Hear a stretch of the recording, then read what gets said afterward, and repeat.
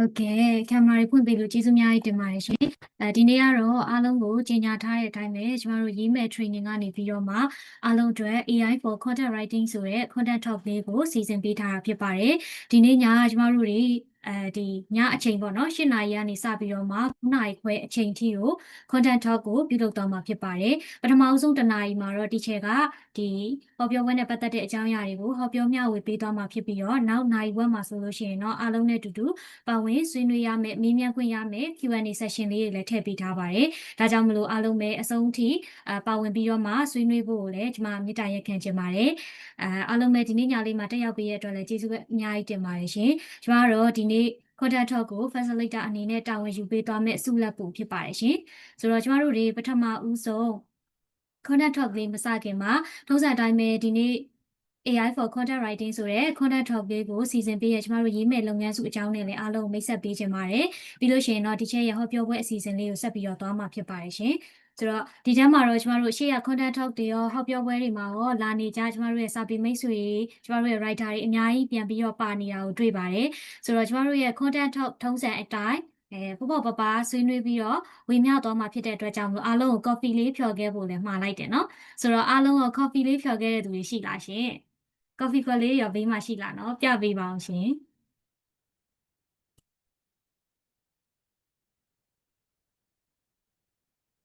ဟုတ်ကဲ့တချို့ကတော့ coffee လေးဖြော်လာတယ်coffee မတောက်တဲ့သူတွေကလည်းရေနွေးချမ်းအေး something ပေါ့နော်တခုခုယူထားပြီးတော့မှကျမတို့တွေပေါ့ပေါ့သွားကြမယ်ဟုတ်ကဲ့ပြပေးလို့ကျေးဇူးအများကြီးတင်ပါတယ်ဒါဆိုရင်ကျမမိတ်ဆက်ပြီးသွားတဲ့အခါမှာအခုမဖြော်ရသေးဘူးဆိုတဲ့သူတွေကလည်း coffee လေးပြေးဖြော်ထားလိုက်ပါရေနွေးလေးပြေးပြီးတော့ယူထားလိုက်ပါကျမတို့နောက်ဆုံးဒီဟောပြောပွဲမစခင်ကြလို့ရှိရင် coffee ခွက်လေးကိုင်ပြီးတော့ကျမတို့အမှတ်တရဓာတ်ပုံလေးလည်းတူတူရိုက်ကြပါမယ်ရှင်အဆင်ပြေရဆိုလို့ရှိရင်တော့ကင်မရာလေးကိုဖွင့်ထားပေးပါဦးရှင်ဒါဆိုဒီနေ့အစီအစဉ်စလိုက်ပါမယ်ဟောပြောပွဲစခင်မှာကျမတို့ရေးမဲ့သင်တန်းစုအကြောင်းနဲ့လည်းအားလုံးကိုမိတ်ဆက်ပေးသွားမှာဖြစ်ပါတယ်ကျမတို့ရေးမဲ့လုပ်ငန်းကတော့2018ခုနှစ်မှာရေးမဲ့ရဲ့ founder and CEO ဖြစ်တဲ့ဆ iam ဆောင်းနှင်းဖြူကရေးမဲ့ service ကိုစတင်ခဲ့ပြီးတော့မှစာပေရေးသားဝန်ဆောင်မှုလုပ်ငန်းတွေကိုလုပ်ကိုင်ခဲ့ပါတယ်2020ပြည့်နှစ်မှာတော့ရေးမဲ့ training ကိုတိုးချဲ့တည်ထောင်ပြီးတော့ဝါသနာရှင်ကနေပြီးတော့အတတ်ပညာရှင်အဆင့်ကိုထပ်တိုးလေးလာနိုင်စေဖို့အတွက်စာပေရေးသားနည်းသင်တန်းတွေကိုဖွင့်လှစ်သင်ကြားပေးခဲ့ပါတယ်2024ခုနှစ်မှာဆိုရင်တော့စာဖန်နှုန်းအရှိန်ဟုန်မြင့်တင်ဖို့စာပေရေးသားနည်းတွေကိုရည်ရှိတည်တံ့ပြန့်နှံ့စေဖို့ဝါသနာရှင်ကနေပြီးတော့အတတ်ပညာရှင်အဆင့်ကိုတက်လှမ်းရှင်နဲ့ကလောင်ရှင်အသစ်တွေကိုမြေတောင်မြောက်ပေးဖို့စတဲ့ရည်ရွယ်ချက်တွေနဲ့ရေးမဲ့ဖို့အုပ်ဆိုတဲ့လုပ်ငန်းအသစ်ကိုလည်းစတင်ခဲ့ပါတယ်။ကျမတို့ရေးမဲ့လုပ်ငန်းစုကတော့မြန်မာစာပေမြင့်ပြီးတော့လူမျိုးတင်စေဖို့အတွက်ရည်ရွယ်ထားတာဖြစ်ပါတယ်။ရေးမဲ့လုပ်ငန်းစုမှာတော့အဓိကရည်ရွယ်ချက်က3ချက်ရှိပါတယ်။တစ်ကတော့မြန်မာစာပေတိုးတက်စေဖို့အတွက်ကိုရည်ရွယ်ပါတယ်။နှစ်ကတော့စာပေနဲ့ဘဝရပ်တည်လိုသူတွေကိုကုညီလန်းပြပေးနိုင်ဖို့အတွက်ရည်ရွယ်ပါတယ်။သုံးကတော့ကျွမ်းကျင်စာပေအတတ်ပညာရှင်တွေအမှုပညာရှင်တွေကိုမွေးထုတ်ပေးနိုင်ဖို့အတွက်ရည်ရွယ်ထားတာဖြစ်ပါတယ်ရှင်။ရှေ့မှာကျွန်မမိတ်ဆက်ပေးခဲ့တဲ့ရေးမဲ့ service ရဲ့အောက်မှာဆိုလို့ရှိရင်တော့ဒီလုပ်ငန်းအကြံပေးတဲ့ဝန်ဆောင်မှုတွေကြော်ညာစာတွေရေးပေးတဲ့ဝန်ဆောင်မှုတွေဘာသာပြန်စာရေးတဲ့ဝန်ဆောင်မှုတွေစညိုဝတ္ထုဆောင်းပါးကြပြရေးတဲ့ဝန်ဆောင်မှုတွေကိုဆောင်ရွက်ပေးနေပါတယ်ကျမတို့ရေးမဲ့ training မှာဆိုလို့ရှိရင်တော့ကြော်ညာစာရေးနည်းသင်တန်းတွေဝတ္ထုတို့ဝတ္ထုရေးနည်းစညိုရေးနည်းသင်တန်းတွေမြန်မာစာရေးသားမှုနဲ့တည်ဖြတ်မှုသင်တန်းတွေဘာသာပြန်သင်တန်းဥမှာအသုံးချဘာသာပြန်သင်တန်းရတစာပေဘာသာပြန်သင်တန်းသတင်းမီဒီယာအတတ်ပညာသင်တန်းမြန်မာစာ post skill သင်တန်းတွေနဲ့ writing therapy သင်တန်းတွေကိုလည်းဖွင့်လှစ်သင်ကြားပေးထားပါတယ်။ဒါအပြင်ကျမတို့လစဉ်လတိုင်းမှာအလင်းတင်ရင်တင်တယ်လို့အခုလိုမျိုးဟောပြောပွဲဆွေးနွေးပွဲတွေနဲ့ content talk တွေကိုလည်းကျင်းပပေးလေးရှိပါတယ်။ဆိုတော့ဒီဟောပြောပွဲဆွေးနွေးပွဲတွေနောက်ထပ်ကျင်းပမယ့်ပွဲတွေမှာလည်းအားလုံးပဲအဆင်ပြေရဆိုလို့ရှိရင်လာပြီးတော့တက်ရောက်ဖို့အတွက်ကျွန်မဖိတ်ပါတယ်ဆိုတော့ရေးမဲ့ page ကနေပဲကျွန်မတို့အခုလိုပဲ announcement လေးတင်ပေးသွားမှာဖြစ်ပါတယ်ရှင်ဒီအမှုပညာနဲ့အတတ်ပညာပေါင်းဆက်အသက်မွေးပါဆိုတာကတော့ရေးမဲ့ကလက်ကင်ထားတဲ့ဆောင်ပုဒ်ဖြစ်ပါတယ်ဒီဆောင်ပုဒ်ကိုလက်ကင်ထားပြီးတော့ရေးမဲ့ကစတင်ပြီးတော့ဖြစ်ပေါ်လာခဲ့တာဖြစ်သလိုဆက်လက်ပြီးတော့လည်းရပ်တည်သွားမှာဖြစ်ပါတယ်ရှင်ဆိုတော့ဒီနေ့ဟောပြောပွဲကိုတော့အားလုံးပဲသိထားပြီးတဲ့အတိုင်းကျမတို့ရေးမဲ့ရဲ့ founder and CEO ဖြစ်တဲ့ဆ iam ဆောင်းနှင်းဖြူကနေပြီးတော့မှဟောပြောမျှဝေပေးသွားမှာဖြစ်ပါတယ်ရှင်ဆိုတော့ teacher ရဲ့အကြောင်းနဲ့လည်းအားလုံးကိုအနည်းအကျဉ်းလေးမိတ်ဆက်ပြောပြပေးကြပါမယ်ကျမတို့ဆ iam ဆောင်းနှင်းဖြူကတော့ content and copywriter အနေနဲ့17နှစ်ညီပါရက်တည်လျက်ရှိပြီးတော့ content writing training နဲ့ copywriting training ကိုမြန်မာနိုင်ငံမှာပထမဦးဆုံးဖွင့်လှစ်သင်ကြားပေးခဲ့တဲ့သူဖြစ်ပါတယ် writing service agency တည်ထောင်တဲ့အတွေ့အကြုံ6နှစ်ကျော်ရှိပြီဖြစ်ပြီးတော့လုပ်ငန်း ပေါင်းရာကျော်အတွက်ကြော်ညာတွေရေးသားဖန်တီးပေးနိုင်သူတစ်ဦးဖြစ်ပါတယ်။ Content and Copywriting သင်ကြားမှုသက်တမ်း9နှစ်နီးပါးအတွင်းမှာသင်တန်းသားပေါင်း1000နဲ့ချီပြီးတော့သင်ကြားပို့ချပေးခဲ့တဲ့စာတွေ့လက်တွေ့အတွေ့အကြုံရှိတဲ့ဆရာမတစ်ဦးဖြစ်ပါတယ်။ကုမ္ပဏီလူမှုဖွဲ့စည်းတချို့နဲ့လုပ်ငန်းပေါင်းများစွာအတွက်လည်း Corporate Trainer and Consultant အနေနဲ့သင်ကြားဆွေးနွေးအကြံပေးနေတဲ့သူဖြစ်ပါတယ်။ဒါ့အပြင်ဆရာမမြန်မာနိုင်ငံ Women Business Owner and Professional She Owner Business Mentorship မှာ mentor တစ်ဦးအနေနဲ့ဆွေးနွေးအကြံပေးနေတဲ့သူလည်းဖြစ်ပါတယ်ရှင်။ဆရာမကစီးပွားရေးပညာနဲ့မြန်မာစာပေကိုပေါင်းဆက်အသက်မွေးခြင်းတဲ့သူတွေအတွက်အထောက်အကူပြုနိုင်မှုရန်ကုန်တက္ကသိုလ်မြန်မာစာဌာနမှာဘွဲ့ယူစာတမ်းပြုစုခဲ့တဲ့သူဖြစ်တဲ့အပြင်ဆရာအတတ်ပညာရေးဒီပလိုမာဘွဲ့ Executive Diploma in Education ကိုရယူထားတဲ့သူလည်းဖြစ်ပါတယ်။ဒါကတော့ကျွန်မက teacher ရဲ့ကိုရေးအချင်းကိုအနေချင်းမိတ်ဆက်ပေးခဲ့တာဖြစ်ပါတယ်ရှင်။ဒါဆိုရင်တော့ကျမတို့တွေဆက်ပြီးတော့မှဒီ content talk အစီအစဉ်လေးကိုဆက်ပြီးတော့သွားလိုက်ပါမယ်ဒီ content talk ရဲ့နောက်ဆုံးမှာအားလုံးနဲ့တူတူပါဝင်ဆွေးနွေးခွင့်ရမယ့် Q&A session တွေလည်းရှိမှာမလို့အားလုံးနဲ့အဆုံးထိပါဝင်ပေးဖို့လည်းမေတ္တာရက်ခံပါတယ်ကျမတို့ပြီးလို့ရှိရင်ပေါ့နော်ဒီဟောပြောပွဲလေးဒီမစတင်ခင်မှာကျမတို့တွေအခုလိုမိတ်ဆက်ပြောပြပေးခဲ့တဲ့ဟောပြောပွဲပြီးသွားတဲ့အခါမှာလည်းအားလုံးအတွက်ကိုမှနောက်ထပ်အခွင့်အရေးတွေနဲ့ announcement တွေလည်းလုပ်ပေးသွားဖို့ရှိပါတယ်ရှင်ဆိုတော့အားလုံးပဲခုန coffee မဖြော်ထားသေးတဲ့သူတွေဆိုလို့ရှိရင်လည်း coffee လေးတွေ coffee ကွက်လေးတွေပြေးပြီးတော့ယူထားပြီလို့မျှော်လင့်ပါတယ်ဆိုတော့အားလုံးပဲ coffee ကွက်လေးရေနွေးကွက်လေးရှိတဲ့သူတွေကပြပေးပါအောင်ရှင်အားလုံးဖြော်ထားကြပြီလားဟုတ်ကဲ့ကျမတို့ coffee ကွက်လေးနဲ့အမှတ်တရဓာတ်ပုံလေးတူတူရရအောင်ပါရှင်အဆင်ပြေရဆိုလို့ရှိရင်ကင်မရာလေးကိုဖွင့်ပြီးတော့ကင်ပြထားပေးပါအောင်ရှင်ဟုတ်ကဲ့အားလုံး ready 1 2 3ဟုတ်ကဲ့ကျေးဇူးအများကြီးတင်ပါတယ်ရှင်ဟုတ်ကဲ့ဒါဆိုရင်တော့အားလုံးလည်းအဆင်သင့်ဖြစ်ပြီလို့ထင်ပါတယ်ဟုတ်ကဲ့ရပါတယ်အပြင်ရောက်နေတဲ့သူကလည်းအဆင်ပြေသူလေး join လို့ရပါတယ်ရှင်ဒါဆိုလို့ရှိရင်တော့ကျမတို့အားလုံးလည်းအဆင်သင့်ဖြစ်ပြီကျမတို့ရဲ့ teacher လည်းဒီနေ့အတန်းလေးကိုရောက်ပြီဆိုတော့အားလုံးအတွက် content talk လေးကိုစဖို့အတွက် teacher ကိုအချိန်လေးအပ်လိုက်ပါမယ်ရှင် teacher မင်္ဂလာပါအားလုံးပဲမင်္ဂလာပါရှင်မင်္ဂလာပါ မင်္ဂလာပါ teacher မင်္ဂလာပါ ဟုတ်ကဲ့ပါရှင်အားလုံးပဲတွေ့ရအများကြီးဝမ်းသာပါတယ်ဒီလိုမျိုးယုံပြည့်ယုံရှံပေါ့နော်အားပေးကြတဲ့အတွက်ကျေးဇူးအများကြီးတင်ပါတယ်နော်ကျမတို့ဒီနေ့ဒီ webinar လေးကအင်္ဂါနေ့လေးဖြစ်သွားတော့ကျမစိတ်ပူနေတာပေါ့နော်ထုံးစံတိုင်းပဲယုံပြည့်ပါမလားစိတ်ပူနေတာဆိုတော့ယုံပြည့်တဲ့အတွက်လည်းကျေးဇူးအများကြီးတင်ပါတယ်တချို့ဒီနေ့လည်းမ join လဲရတဲ့သူတွေရှိလို့ရှင်လည်းတချို့ပိုင်းလေးပေါ့နော်ကျမတို့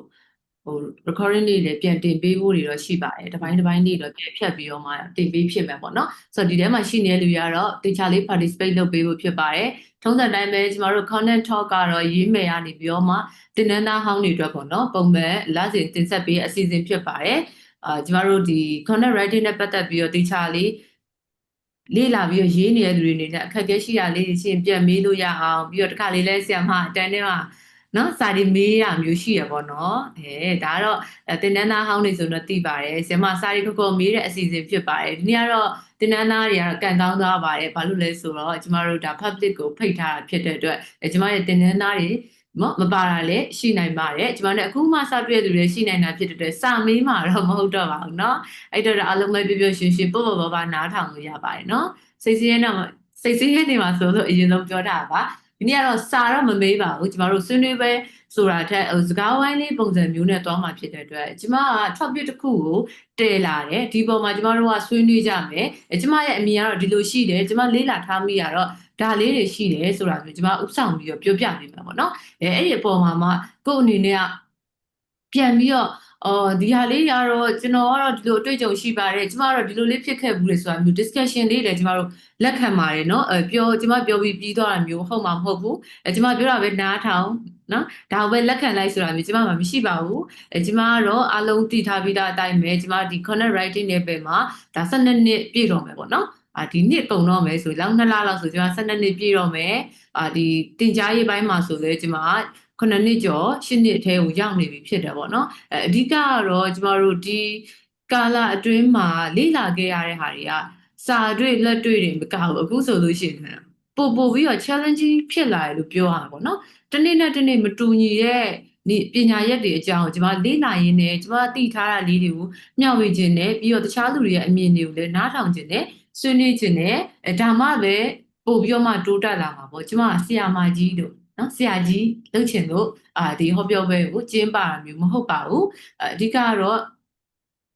ဝါသနာတူတဲ့လူတွေပညာရေးတစ်ခုလေ့လာနေတဲ့လူတွေပေါ့ပပရွှင်ရွှင်ဆွေးနွေးကြမယ်ဒီတွဲဖိတ်ခေါ်လိုက်ခြင်းဖြစ်ပါတယ်ဆိုတော့အားလုံး participate လုပ်ပေးဖို့အတွက်ဖက်ပြီးတော့မှမြေတားရက်ခံပါတယ်ဟုတ်ပါပြီ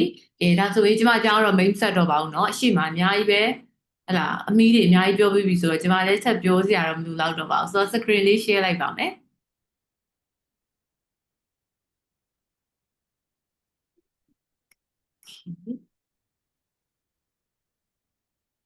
ဟုတ်ကဲ့เนาะဆိုတော့ဒါကျမဆရာမအနေနဲ့လည်းလုပ်တဲ့အရင်ပထမပိုင်းတော့စာရေးသူအနေနဲ့ပေါ့เนาะစာရေးတဲ့သူအနေနဲ့လုပ်ပါတယ်application တွေ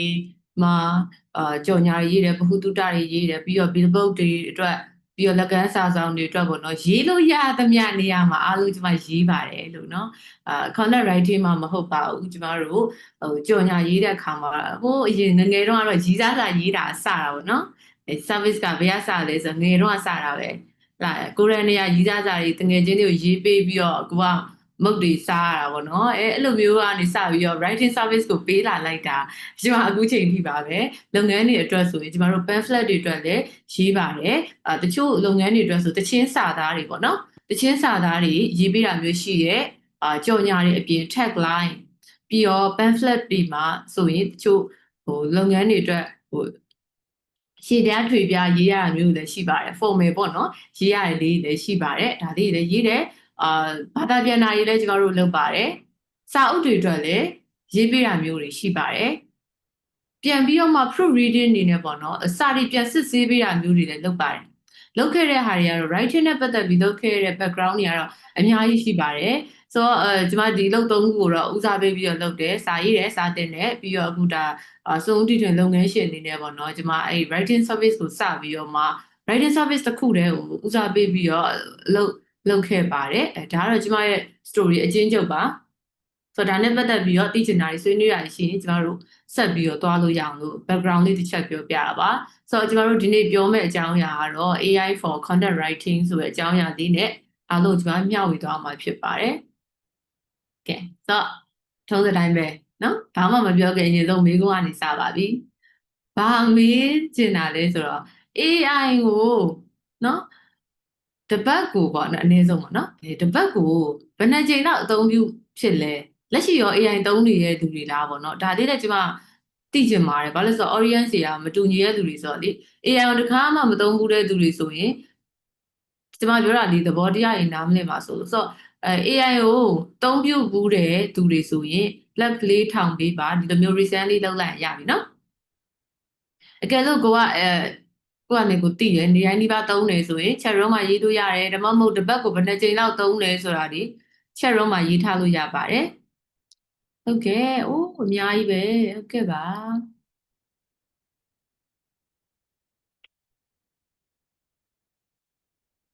โอเคเนาะအများကြီးပဲသုံးကြရတယ်ဟုတ်ပြီဒီတိုင်းသုံးတယ်เนาะတစ်ပတ်ကို၄ကြိမ်လောက်2ကြိမ်လောက်ဟုတ်ကဲ့ကျမတို့လေပြီးခဲ့တဲ့နှစ်တုန်းကဒီ January လမှာပေါ့နော်2025ရဲ့လအစပါဒီမှာ Connect Talk တစ်ခုလုပ်ခဲ့ဘူးတဲ့ခေါင်းစဉ်ကပါလဲဆိုတော့ AI နဲ့အစားထိုးခံရတော့မှလားဆိုပြီးဒီမှာContent Talk လေးတစ်ခုလုပ်ဖြစ်တယ်အဲ့တော့ join ဘူးတဲ့လူတွေဆိုရင်တော့မှတ်မိကြမလားမသိဒီမှာပြောခဲ့ဘူးလားရှိရဲ့AI က easy ပါတိလား AI ကမြန်မာစာတွေတော့မကျွမ်းသေးပါဘူးပေါ့နော်နိုင်ငံတကာမှာတော့ content writer တွေအလုပ်တွေပြောင်းနေကြပြီဒါပေမဲ့မြန်မာနိုင်ငံမှာတော့ easy ပါလိုပါသေးတယ်ဆိုကျွန်မသူ့အထင်စမောပြီးပြောခဲ့မိတာရှိပါတယ်ဒီနေ့မှာ AI ကိုတရားဝင်တောင်းပန်ပါတယ်နော်ထင်တာဟုတ်ပေါ့နော်ဘို့မထင်တာကိုချစ်ချင်းကိုသူ့ရဲ့တိုးတက်မှုကကျမတို့တစ်နှစ်တောင်မကြပါဘူးဒီ3-4လကျမပြောပြီး3-4လလောက်အတွင်းမှာ grow ဖြစ်လာတယ်6လမှာတော်တော်လေး complete ဖြစ်လာတယ်လို့ပြောလို့ရတယ်ပေါ့နော်ဒါအခု6လပိုင်းကစပြီးတော့တော်တော်လေးမြန်ဆန်တဲ့တိုးတက်ပြောင်းလဲမှုတွေ့ရမှာပါအဲ့တော့ကျမမဖြစ်ချင်ဘူးပေါ့နော်ပြောထားမိတာလေးလွန်တာရှိရင်ဝင်နာမိပါဆိုပြီးတော့ content talk မြန်လုပ်ပြီးတော့ပြောရသေးတယ်တကြနေကျမပြောတာကိုအတိမတ်နေမှာဆိုလို့အဲ့ဒီနှစ်တုန်းကတော့ဟုတ်တယ်နော်ပြီးခဲ့တဲ့နှစ်ကတလပိုင်းတော့ဟုတ်တယ် AI ကမြန်မာလိုတိတ်ပြီးတော့မကျွမ်းနေဘူးသူပြောတာတွေကကပောက်တိကပောက်ချာဖြစ်နေတော့မယ်အခုတော့မရတော့ဘူးသူပြောတာတွေကလုံးဝကျွတ်စင်လို့ပြောလို့ရတယ် ကိုသုံးတဲ့ AI ပေါ်မှာတော့မူတည်တာပေါ့နော်ဘယ် AI ကိုသုံးကြနေတော့မပြောတတ်ဘူး AI နဲ့တစ်ခုနဲ့တစ်ခုနဲ့ကတော့မတူတာဆိုတော့လေဟုတ်ကဲ့အခုဆိုရင်ဒါကြည့်နေတိုင်းဒီမှာသုံးဖြစ်တဲ့သူတွေအများကြီးပဲเนาะGemini နဲ့ ChatGPT ကိုသုံးတယ်ဟုတ်တယ်ကျမလည်းအဲ့ဒါကိုအများဆုံးသုံးဖြစ်ပါတယ်အဲ့နှစ်ခုကိုပို့ပြီးတော့သုံးဖြစ်တယ်ကိုကအကြောင်းအရာတွေမေးတာဆိုတော့လေ AI တွေမှာမတူညီတဲ့ AI တွေအများကြီးရှိရပေါ့နော်design ထုတ်တဲ့ AI တွေရှိတယ် video လုပ်တဲ့ AI တွေရှိတယ်ဟလာကျမတို့အခုဒီ content idea တွေအတွက်ပြောတာတွေရှိတယ်တခြားတော့ပေါ့ education ဆိုလဲ education အတွက်သုံးကြတဲ့ AI တွေအဲ့လိုတက်စီပေါ့နော်သူ့ရဲ့ထူးခြားချက်နဲ့ကွာခြားမှုပေါ်မူတည်တက်စီရှိကြပါတယ်generally တော့ကျမတို့ဒီGemini နဲ့ AI Gemini AI နဲ့ဒီဘက်က ChatGPT ကိုသုံးနေကြရှိရပါတော့ကျမလည်းတူတူပါပဲလို့เนาะဟုတ်ကဲ့ပါကျေးဇူးအများကြီးတင်ပါတယ်လက်ထောင်ပေးရတဲ့လူတွေရောเนาะစာရိုက်ပေးရတဲ့လူတွေရောကျေးဇူးတင်တယ်ဆိုတော့ပြီးခဲ့တဲ့နှစ်တွေတော့ကျမတို့မေးတဲ့အခါမှာတချို့က AI မသုံးဘူးသေးတဲ့သူရှိတယ်မသုံးတတ်သေးတဲ့သူတွေရှိတယ်အခုတော့နေ့တိုင်းနေ့ပါသုံးကြတဲ့သူတွေများလာပြီဒါလေကျမတို့ရဲ့နေ့စဉ်ဘဝထဲမှာသူကပါဝင်နေပြီဆိုတဲ့သဘောဖြစ်ပါတယ်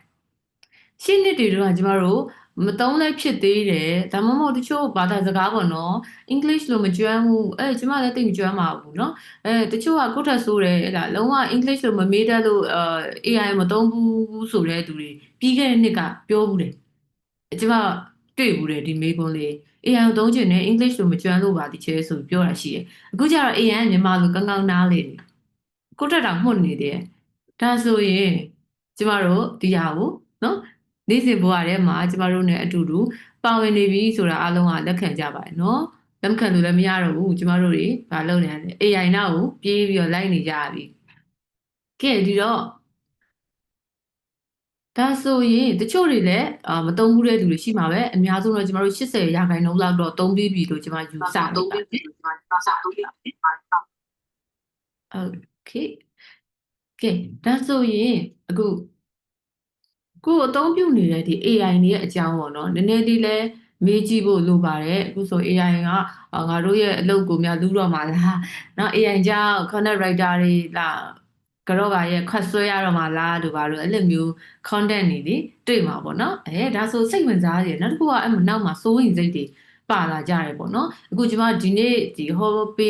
ပြောပေးမဲ့အကြောင်းအရာဆွေးနွေးမဲ့အကြောင်းအရာကတော့ဒီ objective ဖြစ်ပါတယ် AI ကို assist လုပ်ပါเนาะကိုယ့်ကိုအစားထိုးမခံပါနဲ့ဆိုတဲ့သဘောဖြစ်ပါတယ်ဆိုတော့ဒီနေ့ရဲ့ objective ကတော့ကျမတို့ AI ကို assistant လို့သုံးကြမယ်ဘယ်လိုသုံးကြမလဲထိရအောင်ဘယ်လိုခိုင်းကြမလဲဆိုတာမျိုးတွေပြောပြမယ်เนาะကိုကအစားထိုးခံရတဲ့ထဲမပါပါစေနဲ့အခုဝန်ထမ်းတွေရှော့ချတာမျိုးတွေရှိရဲတချို့လုပ်ငန်းရှင်တွေ AI သုံးပြုတယ်အရင်တော့ content writer 2ယောက်ရှင်အခု1ယောက်ပဲခန့်တော့မယ်အဲ့ဒီမှာပို့တော်တဲ့1ယောက်AI ကိုလည်းသုံးတတ်တယ် planning တွေလည်းချတတ်တယ်ပြန်လည်း edit လုပ်တတ်တယ်ပို့တော်တဲ့တယောက်ကိုပဲခန့်တော့မယ်ဆိုရင်အဖြုတ်ခံလိုက်ရတဲ့သူကကိုမဖြစ်အောင်လို့နောက်တစ်ခု AI ကိုသုံးပြီးတော့အရင်တော့ကတော့ကိုကတနေ့မှာ3ပုတ်လောက်ပဲရေးနိုင်ပေမဲ့အခု AI ကိုသုံးပြီးတော့အပုတ်30လောက်သုံးနိုင်တဲ့သူမျိုးရေးနိုင်တဲ့သူမျိုးဖြစ်သွားတယ်ဆိုရင်ကိုယ့်ရဲ့ productivity တွေလည်းပို့ပြီးတော့တက်လာမယ်နောက်တစ်ခုကတော့ဝင်ငွေပေါ့နော်ဝင်ငွေတွေလည်းပို့ပြီးတော့ကောင်းလာစေဖို့အတွက်တော့ရည်ရွယ်ပါတယ်ဟုတ်ကဲ့ပါရှင့်ဒါဆိုရင်ကဲကျမတို့ဒီနေ့ပေါ့နော်discussion မှာကျမဒီအပိုင်းလေးပြောသွားပါမယ်AI ကိုဘယ်လိုနားလည်ထားလဲဆိုတာလေးဆွေးနွေးမယ်ပြီးသွားရင်တော့ကျမတို့ဒီ prompt ပေါ့နော် AI ဘယ်လိုခိုင်းကြမှာလဲဆိုတာလေးเนาะအဲ့ AI ကိုခိုင်းတဲ့အခါမှာဒူးဆန်တုံလေးတွေနဲ့နောက်ပြီးတော့ content editing နဲ့ပတ်သက်တာလေးကျမတို့ပြောသွားပေးပါမယ်ပြီးရင်တော့ Q&A session တွေရှိပါမယ်ပေါ့နော်ဒါကတော့ဒီနေ့အတွက် agenda ဖြစ်ပါတယ်ဒါဆိုရင်ကျမတို့ understanding AI ပေါ့နော် AI ကိုဘယ်လိုနားလည်ထားသလဲလို့ပြောလိုက်ရင်เนาะဆရာမရဲ့ whiteboard မှာရှောင်းမချရဘူးเนาะလိမ့်ပါတယ်เนาะဆရာမရဲ့ whiteboard မှာရှောင်းမချပါနဲ့နော်တော့ကြားနေ Okay ဆိုတော့ဒါဆိုရင်ကျမတို့ AI ကိုဘယ်လိုနားလည်ထားလဲဆိုတော့မိကုန်းလေးကိုနည်းနည်းစဉ်းစားကြည့်အောင် AI ကိုဘယ်လိုသိထားလဲ AI ကဘာလဲစက်ရုပ်ရေးတာ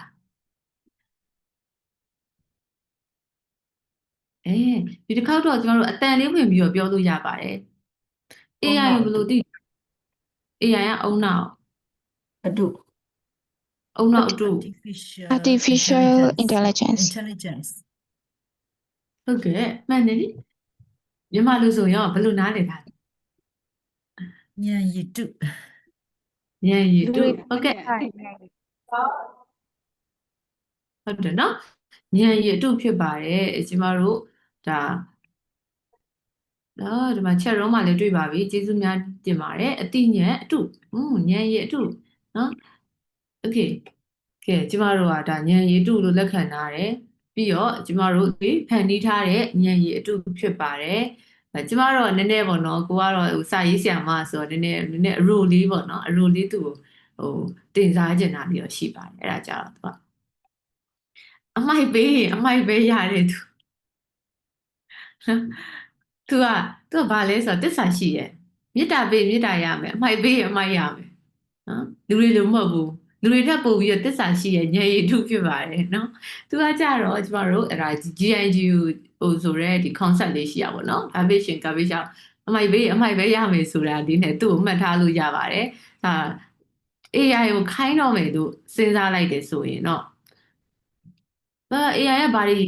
ပြောမှမသိဘူးနားမလည်ဘူးဆိုကိုကမေးတာကမဟုတ်လို့ပဲဆိုတာကိုသိပါနော် AI ကကျမတို့ဒီဖန်တီးထားတဲ့အတိုင်းပဲထွက်လာမှာဖြစ်ပါတယ်ကိုမေးတာတော်ရင်တော်သူကိုခိုင်းတာကိုတော်ရင်တော်သူပိုကောင်းလာလိမ့်မယ်နော်မဟုတ်ဘူးဆိုရင်တော့အမိုက်တွေပဲရလိမ့်မယ်ပြီးတော့ပြီးခဲ့တဲ့နှစ်က AI ကတိတ်မတော်သေးပါဘူးလို့ကျမပြောမိရဆိုတေးကြတယ်ကျမတိတ်မတော်သေးလို့ပဲနော် AI ကိုတေးချမခိုင်းတတ်သေးလို့သူ့ကိုတေးချလေးအသုံးမချတတ်သေးလို့ကျမAI ကတိတ်မတော်သေးလို့ကျမထင်တာမျိုးလည်းဖြစ်ကောင်းဖြစ်နိုင်ပါတယ်ချိန်မြေပြောင်းလဲနေတဲ့ကိစ္စတွေဆိုတော့လေခဲ့ဆိုတော့ AI များတဲ့ကျမတို့ဒီ large language model ပေါ့နော်သူကကြတော့ကဘာကြီးမှာရှိသမျှစာတွေအကုန်လုံးကိုလေဖတ်ထားတဲ့ကျောင်းသားကြီးလို့ကျမဟာသူ့အရိုလေးမှတ်ထားတယ်ဒီကောင်တော်တာပဲဘာမေးသိတယ်အံ့ဩစရာကြီးနော်အခုကျမတို့တခုခုကိုမေးလိုက်ပြီးစဉ်းစားအောင်ပါပဲလေသူကတော့မဟုတ်ဘူးဆက်ချင်းနည်းနည်းလေးစက္ကန့်ပိုင်းလေးလုပ်ပြီးတော့ချစ်ချင်းစာတွေနဲ့ပြန်ရွတ်ပြနိုင်တယ်တော်စာတော်တဲ့ကျောင်းသားပေါ့နော်ပြီးရင်သူ့ရဲ့ဒီဆောက်ပုံကဘယ်လိုပုံစံလဲဆိုတော့ကျမတို့ကကောင်းခင်လို့ပြောလိုက်တယ်ဒါမှမဟုတ်ကောင်းခင်လို့ပြောလိုက်တယ်ဆိုသူကနောက်မှာဘယ်လိုသူနဲ့ဆက်ဆက်တဲ့စကားလုံးတွေကိုသူရှာထားပြီးပြီကောင်းခင်ဆိုရင်ပြတယ်မိုးလေဝသအခြေအနေကိုပြောမလားဟလာကောင်းကင်နဲ့ပတ်သက်တဲ့အချက်လက်တွေစကားလုံးတွေစကားစုတွေအကုန်ရှာပြီးပြီအဲ့ဒါတွေကျမတို့တိမ့်ကြုံပြီးပြန်ပြောပြတဲ့သူဖြစ်တယ်ဒီတော့ကျမတို့ကကိုမေးလိုက်တဲ့စကားလုံးတိုင်းသူကနောက်ွယ်မှာ search လုပ်နေပြီဆိုတာမျိုးတော့တိထားတဲ့တယ်ပေါ့နော်ဒါနဲ့ပတ်သက်ပြီးတော့ကျမတို့ကိုပြောမဲ့အကြောင်းအရာဘာလဲကိုကမိုးကောင်းကင်လို့ပြောရင်အဲ့ဒီမိုးကောင်းကင်ဆိုတဲ့စကားလုံးနောက်ကနေပြီးတော့နော်ပြားတယ်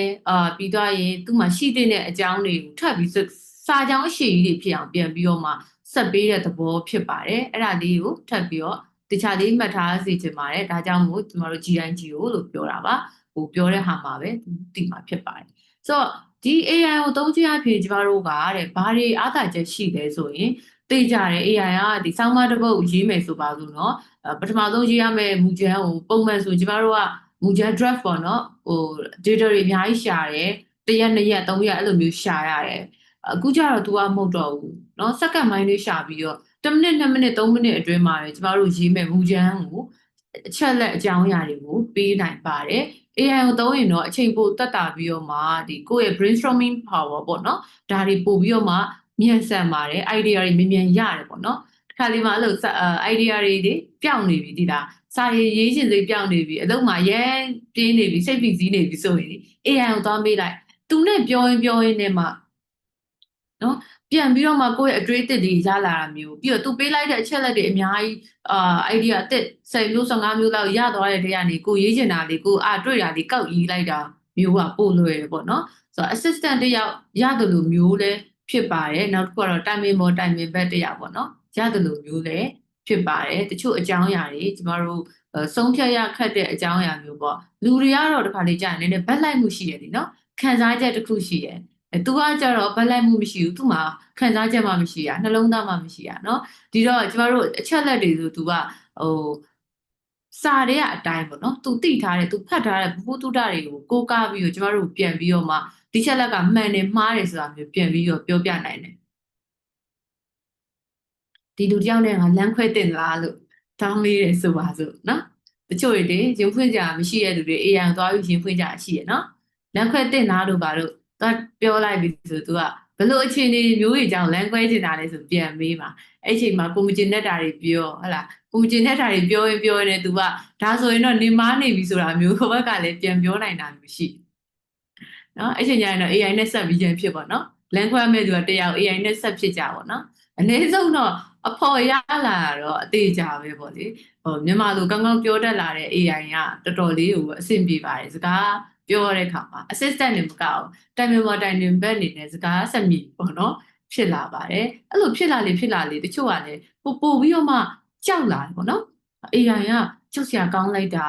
AI ကငါအလုပ်ကိုလူတော့မယ်နော်အဲ့လိုမျိုးတွေနဲ့ AI ပေါ်မှာတိတ်ပြီးတော့မကျေနပ်တဲ့သူတွေလားခြေကိုက်လာတဲ့လူတွေလည်းရှိကောင်းရှိနိုင်ပါတယ်ကြတော့ကျမတို့က AI ကကျမတို့အတွက်ထိရောက်တဲ့လက်နက်တစ်ခုအနေနဲ့သုံးရမှာပေါ့နော်အဲ့ဒါလေးတစ်ခုရှိပါတယ်ထိရောက်မှုလို့ပြောလိုက်ရင်ကျမတို့က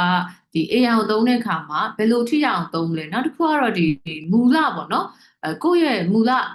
ပိုင်ဆိုင်မှု originality ကိုလည်းမထိအောင်ပြီးတော့ humanity နဲ့လည်းမချော်သွားအောင်လို့ပြန်ပြီးတော့မှပြင်ဆင်ရမှာရှိပါတယ်ဆိုတော့ဒီနေ့မှာနှစ်ချက်ကျမပြောသွားမယ် effectiveness နဲ့ပြီးသွားရင် originality humanity ပေါ့နော်တူတူပဲเนาะ originality နဲ့ humanity ကတူပါပဲဆိုတော့ဒီထိရောက်မှုနဲ့မူလပိုင်ဆိုင်မှုပေါ့เนาะကိုယ့်ရဲ့မူလအရသာမူလအနှစ်တာရမပြောက်အောင်လည်းထိမ့်သိမ်းရမယ်ကျမတို့ထိရောက်မှုရှိအောင်လည်းအသုံးချအောင်လို့ကျမတို့ကဒီ AI ကိုအသုံးတဲ့ prompt generate เนาะ prompt engineering လုပ်တဲ့အပိုင်းလေးကိုကျမကပြောပြပေးခြင်းတယ်ဟုတ်ပါပြီဒါဆိုရင် slide လေးဆိုတော့ prompt တွေကိုဖန်တီးရဆိုတာ prompt ဆိုတာကြတော့မြန်မာလိုဘာသာပြန်နေဆိုရင် AI ကိုခိုင်းတဲ့ညွှန်ကြားချက်ပေါ့နော် AI ကိုပေးရတဲ့ညွှန်ကြားချက်ကိုကျမတို့က prompt လို့ခေါ်ပါတယ်နော်ဆိုတော့ဒါဆိုရင်ကျမတို့ကဥပမာတဲ့AI ကိုခိုင်းတဲ့အခါမှာကျမတို့ထိထိရောက်ရောက်ခိုင်းတတ်ဖို့အတွက်လိုအပ်ပါတယ်ကိုကစေခိုင်းတဲ့အတိုင်းလုပ်ပေးမယ်သူဖြစ်တဲ့အတွက်ကိုကတိတိကျကျပြောမှကိုလိုချင်တာကိုကိုတေချာသိမှရလက်ထွက်လာမှာဒီတော့အဲ့မှာဘာရေးကြီးလဲဆိုကိုဘာလိုချင်လဲကိုသိရမယ်ကဲလို့များဒီမှာလုပ်ငန်းရှင်တွေပါခဲ့တယ်ဆိုရင်လေကျမတို့ကြုံဘူးမှာပါကိုယ့်ရဲ့ဝန်ထမ်းတယောက်ကိုပဲဖြစ်ကိုယ့်ရဲ့ assistant ကိုပဲဖြစ်ကိုကခိုင်းလိုက်တယ်ငါ့ကို9 လေးတစ်ပုတ်လောက်ရေးပေးပါအဲ့ဒါဆိုရင်ကိုယ့်ရဲ့ဝန်ထမ်းကတော့ကိုဘာမှပြောမှာမဟုတ်ဟုတ်ကဲ့အမဆိုပြီးပြင်ပြီးတော့မှ AI ကတော့အဲ့လို content တစ်ပုတ်လောက်ရေးပေးပါဆိုစဉ်းစားကြည့်ဘာအကြောင်းရေးမှာလဲဘယ်လုပ်ငန်းအကြောင်းလဲဘာ service အကြောင်းလဲဟုတ်လားအဲ့ဒါတွေမပေးဘဲနဲ့တက်ကြီး content ရေးခိုင်းနေဆိုအဆင်ပြေပါမို့အဲ့တော့ तू ကမေးခွန်းတွေပြန်မေးမှာပဲတချို့ assistant တွေတချို့ဝန်ထမ်းတွေကတော့ပြန်မေးမှာမဟုတ်ဘူးဘာလို့လဲဆိုတော့သူတို့နဲ့ကိုနဲ့ကအရင်ရင်းနှီးပြီးသားဖြစ်နေတဲ့ကိုလုပ်ငန်းကြောင်းလဲတည်နေလို့ပြန်မေးမှာမဟုတ်ဘူးပေါ့နော်ဒီတော့ AI မှာလဲကျမတို့ကဘာလုပ်ထားလို့ရလဲဆိုတော့အဲ့လိုမျိုးတဲ့ prompt တွေကိုတေချာလေးစနစ်တကျပေးတတ်ရင်ပေးတတ်မပေးတတ်ဘူးဆိုရင်စတဲ့ကကိုက gem တစ်ခုတိဆောက်ထားလို့ရတယ် AI ကို customize လုပ်ထားလို့ရတယ်ကိုပေးချင်တဲ့အချက်လက်တွေကိုသူ့ကိုထည့်ပေးလိုက်ကိုမှ e-books တွေရှိတယ်ဆိုပါစို့အဲ့ဒီစာအုပ်တွေကိုသူ့ကို attachment လုပ်ပေးလိုက်လုပ်ပေးထားတယ်ဆိုရင်ဒီစာအုပ်ထဲကနေပြီးတော့ကိုကားပြီးတော့ content တစ်ပုတ်လောက်ရေးပေးပါ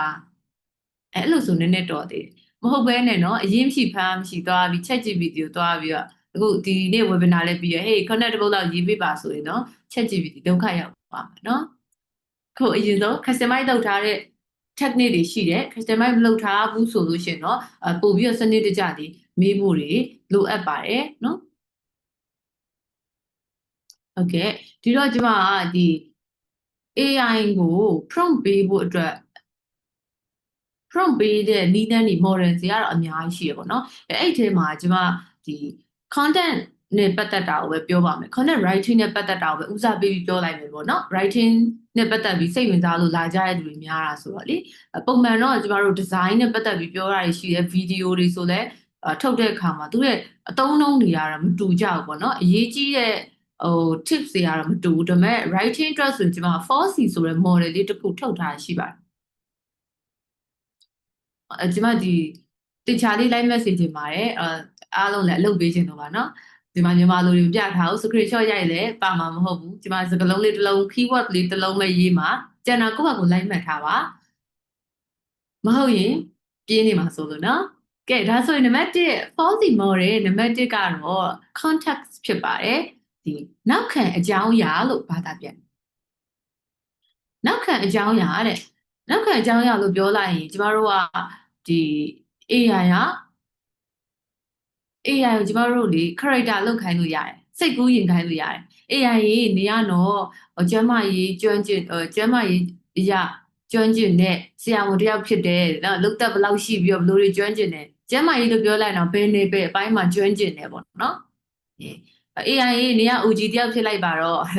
နော်အဲ့လိုမျိုးသူ့ကိုဘယ်သူဖြစ်ခိုင်းမလဲဆို role ပေးတယ်လို့ခေါ်တယ်နော်သူ့ကို role တစ်ခုပေးလိုက်လို့ရတယ်အဲ့ဒါဆိုရင် तू က OG လို့ပြောရင်သူ့ကိုယ်သူ OG တယောက်လို့မှတ်ပြီးတော့အမှတာဖောင်မီယာနဲ့ပတ်သက်တာတွေ तू လိုက်ရှာတော့နော်အဲ့ချိန်မှာ तू အဲ့ data တွေလိုက်စုထားတော့မှာကျမတို့ပြောတဲ့အချက်လက်ဆိုလဲဒီ research လုပ်ထားတဲ့အချက်တွေနဲ့ပဲ तू ပြောတော့မှာပုံမှန်အသေးကွဲလို့ရင်ဖွင့်ပေါ်ရင်ဖွင့်ပဲတကယ်ချင်းတယောက်ကိုပြောမှာမဟုတ်တော့ဒီခါတော့ तू ဆရာဝန်ဖြစ်သွားတယ်နော်ကိုယ့်အနေနဲ့ကလည်းသူ့ကိုအရင်ဆုံးतू ကဘယ်လိုလူလဲဆိုတာမျိုးသူ့ကိုပေးထားဖို့ဖြစ်ပါတယ်ပြီးတော့ရင်တော့ဒီ context ဆိုတဲ့နေရာမှာနောက်ခံအကြောင်းအရာမှာကျမတို့ဘာထပ်ထည့်လို့ရလဲဆိုတော့ audience ထည့်လို့ရတယ်ဘသူအတွက်ဆိုတာမျိုးဘယ် audience တွေအတွက်ရည်ရွယ်တယ်ဒါဆိုရင် तू က OG ဖြစ်တယ် okay audience ကတော့เนาะဆယ်ကျော်သက်တွေအတွက်ရည်ရွယ်တယ်ဒါမျိုးအရင်ဆုံး context ပေါ့နော်နောက်ခံအကြောင်းအရာတစ်ခုကိုတဲ့သူ့ကိုထည့်ပေးထားဖို့လိုပါတယ်နံပါတ်1ကကြတော့ core text ဖြစ်ပါတယ် core လုပ်တယ်ဆိုတာကကျမတို့အဓိကပေါ့နော်သူတို့ရဲ့အဓိကအလုပ်ကိုကျမတို့ကပြောပြရမှာဖြစ်တယ်နေပါလောက်ရမှာလေOG ရော OG ပဲဘာအကြောင်းအရာပြောမှာလဲဆိုတာမျိုးဘယ်လိုဘ ഹു တုတကိုမျှဝေမှာလဲအသိဉာဏ်ကိစ္စနဲ့ပတ်သက်ပြီးတော့မျှဝေခြင်းနဲ့အဲ့ဒါကို website မှာတင်ခြင်းနဲ့ဆောင်းပါအရှိရေးပေးပါဆိုတာမျိုးအတိအကျခိုင်းပါရနော်တရင်ကင်စာအကြောင်းရေးခြင်းနေဆိုတာကဒါ generally အများကြီးသူရေးတော့မှာဒါဆိုကိုကထပ်ပြီးတော့ဘာလုပ်လို့ရသေးဆိုတော့သူ့ကို website မှာတင်မယ်ဆိုတဲ့နေရာမျိုးပေါ့နော်အတိအကျထားပေးတဲ့အပြင်ကိုကန့်သက်ချက်လို့ခေါ်တဲ့ constraint တစ်ခုထပ်လုပ်လို့ရတယ်ဒီကန့်သက်ချက်ကြတော့ဘယ်လောက်ရှည်မှာလဲနော်စလုံးအရေအတွက်တွေထည့်ပေးလို့ရသေးတယ်စာပိုက်ဘယ်နှပိုက်ပါခြင်းလဲအထောက်အကားအကိုးအကားတွေပါခြင်းသေးတယ်စစ်တမ်းတွေလည်းပါခြင်းသေးတယ်အဲ့ဒါမျိုးကိုပြောပါတယ်ကိုလိုချင်တဲ့ဟာကိုအတိအကျကိုယ့်ရဲ့ကန့်သက်ချက်တွေထည့်ပေးဖို့ပါတချို့website content တွေပေါ့နော် web content တွေရေးတဲ့အခါမှာဆိုရင်ကျမတို့ကဒီစကားလုံးတွေကို limit နဲ့တင်ရရှိရတယ်နော်စကားလုံးဘယ်နှလုံးပဲလိုချင်နေဆိုအဲ့ဒါမျိုးထည့်ပြီးရေးခိုင်းလိုက်တာပို့ပြီးတော့အဆင်ပြေ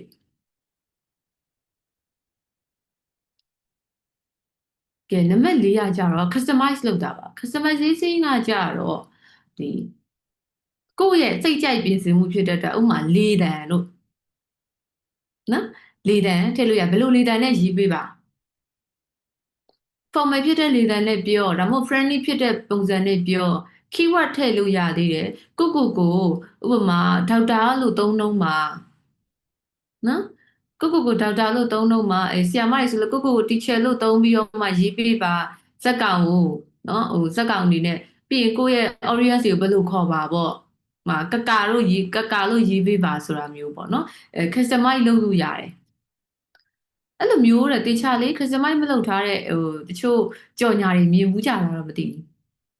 ပြီးခဲ့တဲ့2လလောက်ကကျွန်မမြင်လိုက်ရတဲ့ကြော်ညာတွေရှိတယ်သူတို့ကလုံးဝ AI ကိုတခါလေးရေးခိုင်းပြီးတော့တန်းပြီးတော့ကူးတင်တာနော်တင်ရဲ့အုံနောက်ကိုစွမ်းဆောင်ရည်ဖြည့်လိုက်ပါတို့ပြီးရင်တင်ရဲ့အုံနောက်ရဲ့လှုပ်ဆောင်မှုတွေကိုပို့ပြီးကောင်းစေပါတယ်မှန်တော့ပို့ပြီးတော့ညံကောင်းတယ်တို့ဟုတ်လားတခုဒီထက်ပို့ပြီး formal မဟုတ်ဘဲနဲ့လူရင်းနှီးရရေးလို့ရရတာနဲ့ AI လေးတန်းကြီးတောက်လျှောက်ဖြစ်နေရမှာပေါ့နော်ပြီးတော့ရင်ပုံမှန်ကို့မှာ brand voice တွေမရှိတဲ့အခါကျတော့တာမန်တင်တို့ကျွန်ုပ်တို့အဲ့လိုမျိုးပဲရေးတဲ့အခါမှာကြော်ညာအနေနဲ့ဆိုပြင်းစရာကောင်းတယ်နိမိတ်ဆွေတို့နော်မိတ်ဆွေတို့တင်တို့ကနည်းနည်းတော်သေးတယ်တင်တို့ကျွန်ုပ်တို့ခါလေကြာရင်လည်းရှိသေးတယ်ခမည်းတို့ကိုယ့်ရဲ့လေတံကပေါ့နော်ခမည်းနဲ့ကျွန်တော်နဲ့ပြောတဲ့သူဆိုရင်ခမည်းနဲ့ကျွန်တော်လို့ထည့်ထားပေါ့နော်ဒါကိုယ့်ရဲ့မန္တလေးကလေတံလေးပေါ့နော်ကောင်းမို့နေနဲ့ငါနဲ့ပြောချင်တယ်နေနဲ့ငါနဲ့ထည့်ထားပေါ့အဲ့လိုမျိုးဒီ customize လုပ်လို့လည်းရပါတယ်တဲ့ဒီလိုမျိုးတေချာလေးဒီ 4C model ကိုသုံးပြီးတော့ရေးလိုက်တဲ့အခါကျရင်ねပို့ပြီးတော့မှထိရောက်ပေါ့နော်ထိရောက်ကျမတို့ကပေးနိုင်ပါတယ်ဒါနဲ့ပတ်သက်ပြီးတော့ ပြီးခဲ့တဲ့ပေါ့နော်2ရက်ကကျွန်မwebinar content webinar လုပ်မယ်ပေါ့စဉ်းစားတော့ AI for content writing ဆိုတဲ့ခေါင်းစဉ်နဲ့ webinar လုပ်ဖို့ရှိတယ်ငါဘာတွေပြောသင့်လဲဆိုပြီးတော့သူ့ကိုသွားမေးတဲ့အခါမှာနော် AI မှာတော့အမျိုးစုံရှိရအောင်နော်ChatGPT ကဖြေတာတစ်မျိုးGemini ရဲ့ဖြေတာတစ်မျိုး AI ဘောင်းများစွာကျွန်မလိုက်မေးကြည့်တယ်အဲ့ဒီကနေပြီးတော့မှတချို့ AI နေကြတော့ fall တာဘလူတွေ fall လဲဆိုတော့သူကပြောတယ်ကဘာမှာရှိရပေါ့နော်လူဦးရေရဲ့85%ကတဲ့ AI ကိုအသုံးပြုနေကြပြီပေါ့အဲ့နဲ့ဒီမှာမေးတယ်ဒီချက်လက်ကတေကြလားဘယ်ကနေရတာလဲဆိုပြီးတော့မေးလိုက်တဲ့ခါကျတော့တကယ်တမ်းတိကျတဲ့ data မရှိသေးဘူးပေါ့နော်တိကျတဲ့မှတ်တမ်းမရှိဘဲနဲ့ fall တာအဲ့တော့တချို့ကိန်းကနန်းနေကြရင် AI ကတိတ်ပြီးတော့မယုံအောင်နော်ဒီတော့ကိုမေးလိုက်တဲ့ AI မှာဆိုလဲတခုလည်းမမေးနဲ့ပြန်ပြီးတော့မှဒီရှာဖွေရမှာမျိုးတွေတတိထားမိခဲ့ပေါ့နော်ကျမအခုတချို့အကြောင်းအရာတွေဆိုလို့ရှိရင်လည်းဒါ AI ကနေပြီးတော့မေးပြီးတော့မှပြန်ထုတ်ထားတာမျိုးရှိတယ်အခုဒီမှာသုံးထားတဲ့ background ပေါ့နော် background လေးတွေဆိုလို့ရှိရင်လည်းဒါကျမ AI ကိုခိုင်းပြီးတော့မှ AI ငါဒီလိုလေးလိုချင်တယ်ဒီ color လေးလိုချင်တယ်ငါရဲ့အလုပ်ကတော့ဒါငါ logo ကတော့ဒါနဲ့ကိုက်မဲ့ color လေးတွေနဲ့သုံးပြီးတော့မှ design လေးလုပ်ပေးပါဆိုတာမျိုးခိုင်းထားရရှိတယ်အချို့ဟာကြတော့ကျမတို့ Canva ပေါ့နော် Canva မှာအလွယ်တကူလုပ်လို့ရတယ်လေ Canva ကိုပဲသုံးပြီးတော့မှရှာလိုက်တာမျိုးရှိတယ်ကိုခိုင်းရင်ခိုင်းတတ်တယ်လို့အလုပ်ပို့ပြီးတော့မှတွင်တယ်အရင်တော့ဆိုရင်ကျမတင်ရိုးပြင်ရတာလေတင်ရိုးပြင်ဆင်ရဖို့စဉ်းစားရတယ်အချက်လက်တွေရှာရတယ်စာအုပ်တွေလိုက်ဝယ်ရတယ်ဟိုးဒါ2014-15ရောဆိုပို့ဆိုးတာပေါ့နော်ကိုကားစရာမြန်မာနိုင်ငံမှာမရှိတဲ့အပြင်မှာပဲနိုင်ငံတကာ website တွေကိုကြည့်ဖို့ဆိုရင် internet တောင်အိမ်မှာမရှိဘူးလေနော်2014လောက်တော့ဆိုရင်မရှိတဲ့အခါကတော့ရုံးက wifi ကတ်သုံးပြီးတော့ပဲလားဗီဒီယိုတွေတောင်း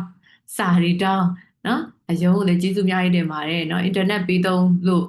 ရုံးချိန်က9နာရီဆိုကျွန်မ9နာရီ10နာရီမှအိမ်ပြန်ရတယ်ဘာလို့လဲဆိုတော့ရုံးက wifi နဲ့ကိုတောင်းချင်ရှိရလေးတောင်းပြီးရင်ဖုန်းထဲကိုထည့်သွားကို့မှာလည်း laptop လည်းမရှိနော်ဒါအဖြစ်တွေစိုးတာဖုန်းထဲကိုထည့်သွားအိမ်ရောက်လို့ရှိရင်ဖုန်းထဲနဲ့ကြက်တက်ပြီးတော့မှနားထောင်ပြီး dictionary ရခဏကင်ထားရတယ်နော်မှတ်ထားရတယ်ပြီးရင်စာရွက်ကလည်းချရေးရတယ်တအားပေါ့နော် seriously အရန်ဒီဟာကြီးကိုလုပ်ခဲ့ရတယ်ပေါ့နော်ဒါ2014လောက်တော့အဲ့တော့အခုကျတော့ဒါနဲ့ပတ်သက်ပြီးသိချင်တယ်ဆိုရင် AI မှာမေးလိုက်အောင်ပဲသူကနေပြီးတော့ပြန်ပြီးတော့အချက်လက်တွေကို outline ထုတ်ပေးရရှိရဲ PowerPoint အနေနဲ့ပြင်ပေးရအောင်ရှိသေးတယ်ဒါပေမဲ့အခု PowerPoint ပြင်တာတော့ဓာတ်ပုံတွေတော့မပါဘူးပေါ့နော်စာသားတွေပြင်ပေးရမျိုးတွေရှိတယ်ကိုကမြန်မာလိုချင်မြန်မာလို outline တွေကိုပြန်ဆွဲထုတ်တာမျိုးတွေတော့လုပ်ပေးရပေါ့နော်ဆိုတော့တော်တော်လေးအချိန်ကုန်တက်တာပြီးတော့မှအလုပ်ရှုပ်တော်တော်တက်တာသွားတယ်လို့ပြောရမယ်ဆိုတော့အခုနောက်ပိုင်းအလုပ်လုပ်ရတာပို့ပြီးတော့မှမြန်လာတယ်အရင်တော့ဒီလို slide တွေပြင်ဖို့ဆိုတစ်ပတ်လောက်နော်အချိန်ယူပါသေးတယ်ဓာတ်ပုံတွေရှာအောင်ဟဲ့စာသားတွေထည့်အောင်ဟဲ့အချက်လက်တွေရှာအောင်ကိုပြောမဲ့ data တွေလိုက်ပြီးကိုးကားချက်တွေအများကြီးရှာတယ်ပေါ့နော်အခုဆိုတော့ကျမတို့အချိန်ခဏလေးအတွင်းမှာပဲအလုပ်ပြီးတယ်လို့ပြောရမယ်ဒီ AIO ဒီ webinar တစ်ခုအတွက်ကို webinar တစ်ခုအတွက်ငါဘာတွေပြောတင်လဲဆိုတဲ့ outline တွေချပေးပါလို့ပြီးရင်ဒီကိုပြောမဲ့အကြောင်းအရာအောင်မှာ dialogue ပါ CV ဆိုပြီးပြောလို့ရတယ်အဲ့တော့ dialogue စီခိုင်းလိုက်တဲ့အခါကျတော့ChatGPT ကတော့သူက fluent တိတ်မဖြစ်ဘူးပေါ့ Gemini ကတော့တော်တော်လေးအဆင်ပြေပြေလေးနဲ့ပြောမဲ့လေတံလေးတွေအစားလို့အမေဘယ်ချိန်မှပြုံးပြလိုက်ပါတို့နော်ဘယ်ချိန်မှတော့မိကုန်းလေးမေးလိုက်ပါတို့ဘယ်ချိန်ကြလို့ရှိရင်တော့ present လုပ်ထားလိုက်ပါလို့အဲ့လိုမျိုး activities တွေပါအောင်ပေါ့နော်ကိုကခိုင်းတဲ့အခါမှာ तू ကတော်တော်လေးပြည့်ပြည့်စုံစုံလေးလုပ်ပေးနိုင်တာတွေ့ရပေါ့နော်မြန်မာစာအနေနဲ့ဆိုရင်တော့ကျွန်မဒီ Gemini ကိုပို့ပြီးတော့မှသဘောကျတယ်ပေါ့နော်ပို့ပြီးတော့လည်းသုံးဖြစ်ပါတယ်ChatGPT နဲ့ကြတော့လည်းအချက်လက်တွေနဲ့အဲ့လိုဆွေးနွေးတဲ့အပိုင်းတွေတော့လုပ်ဖြစ်ပါတယ်ဒါတစ်ခုလုံးတော့သုံးပါတယ်ဆိုတော့အဲ့လိုမျိုးလေးလုပ်တဲ့အခါမှာပို့ပြီးတော့မှအလုပ်တွင်လာတယ်ပေါ့အဲ့ဒါနဲ့ပြောမဲ့ dialogue တွေပါချခိုင်းလို့ရတယ်ချခိုင်းပြီးသားလို့ရှိရင်ဘာလုပ်လို့ရလဲဆိုတော့အဲ့ဒီအချက်လက်တွေ outline ပြန်ထုတ်ပြီးရင် slide ပြန်လုပ်ပြီး live ဖတ်တဲ့အဲ့ slide တွေနဲ့ live ဖတ်တဲ့ sorry အဲ့စာသားတွေနဲ့ live ဖတ်တဲ့ slide လေးဖန်တီးပေးပါဆိုပြီးတော့ပြန်ပြီးတော့ခိုင်းလို့ရတယ် AI မတူညီတဲ့ AI တွေတော့300တော့ရှိရပေါ့နော်အဲ့ဒီအတွက်တချို့ခါဒီကြရင်ကျွန်မဒီသုံးတဲ့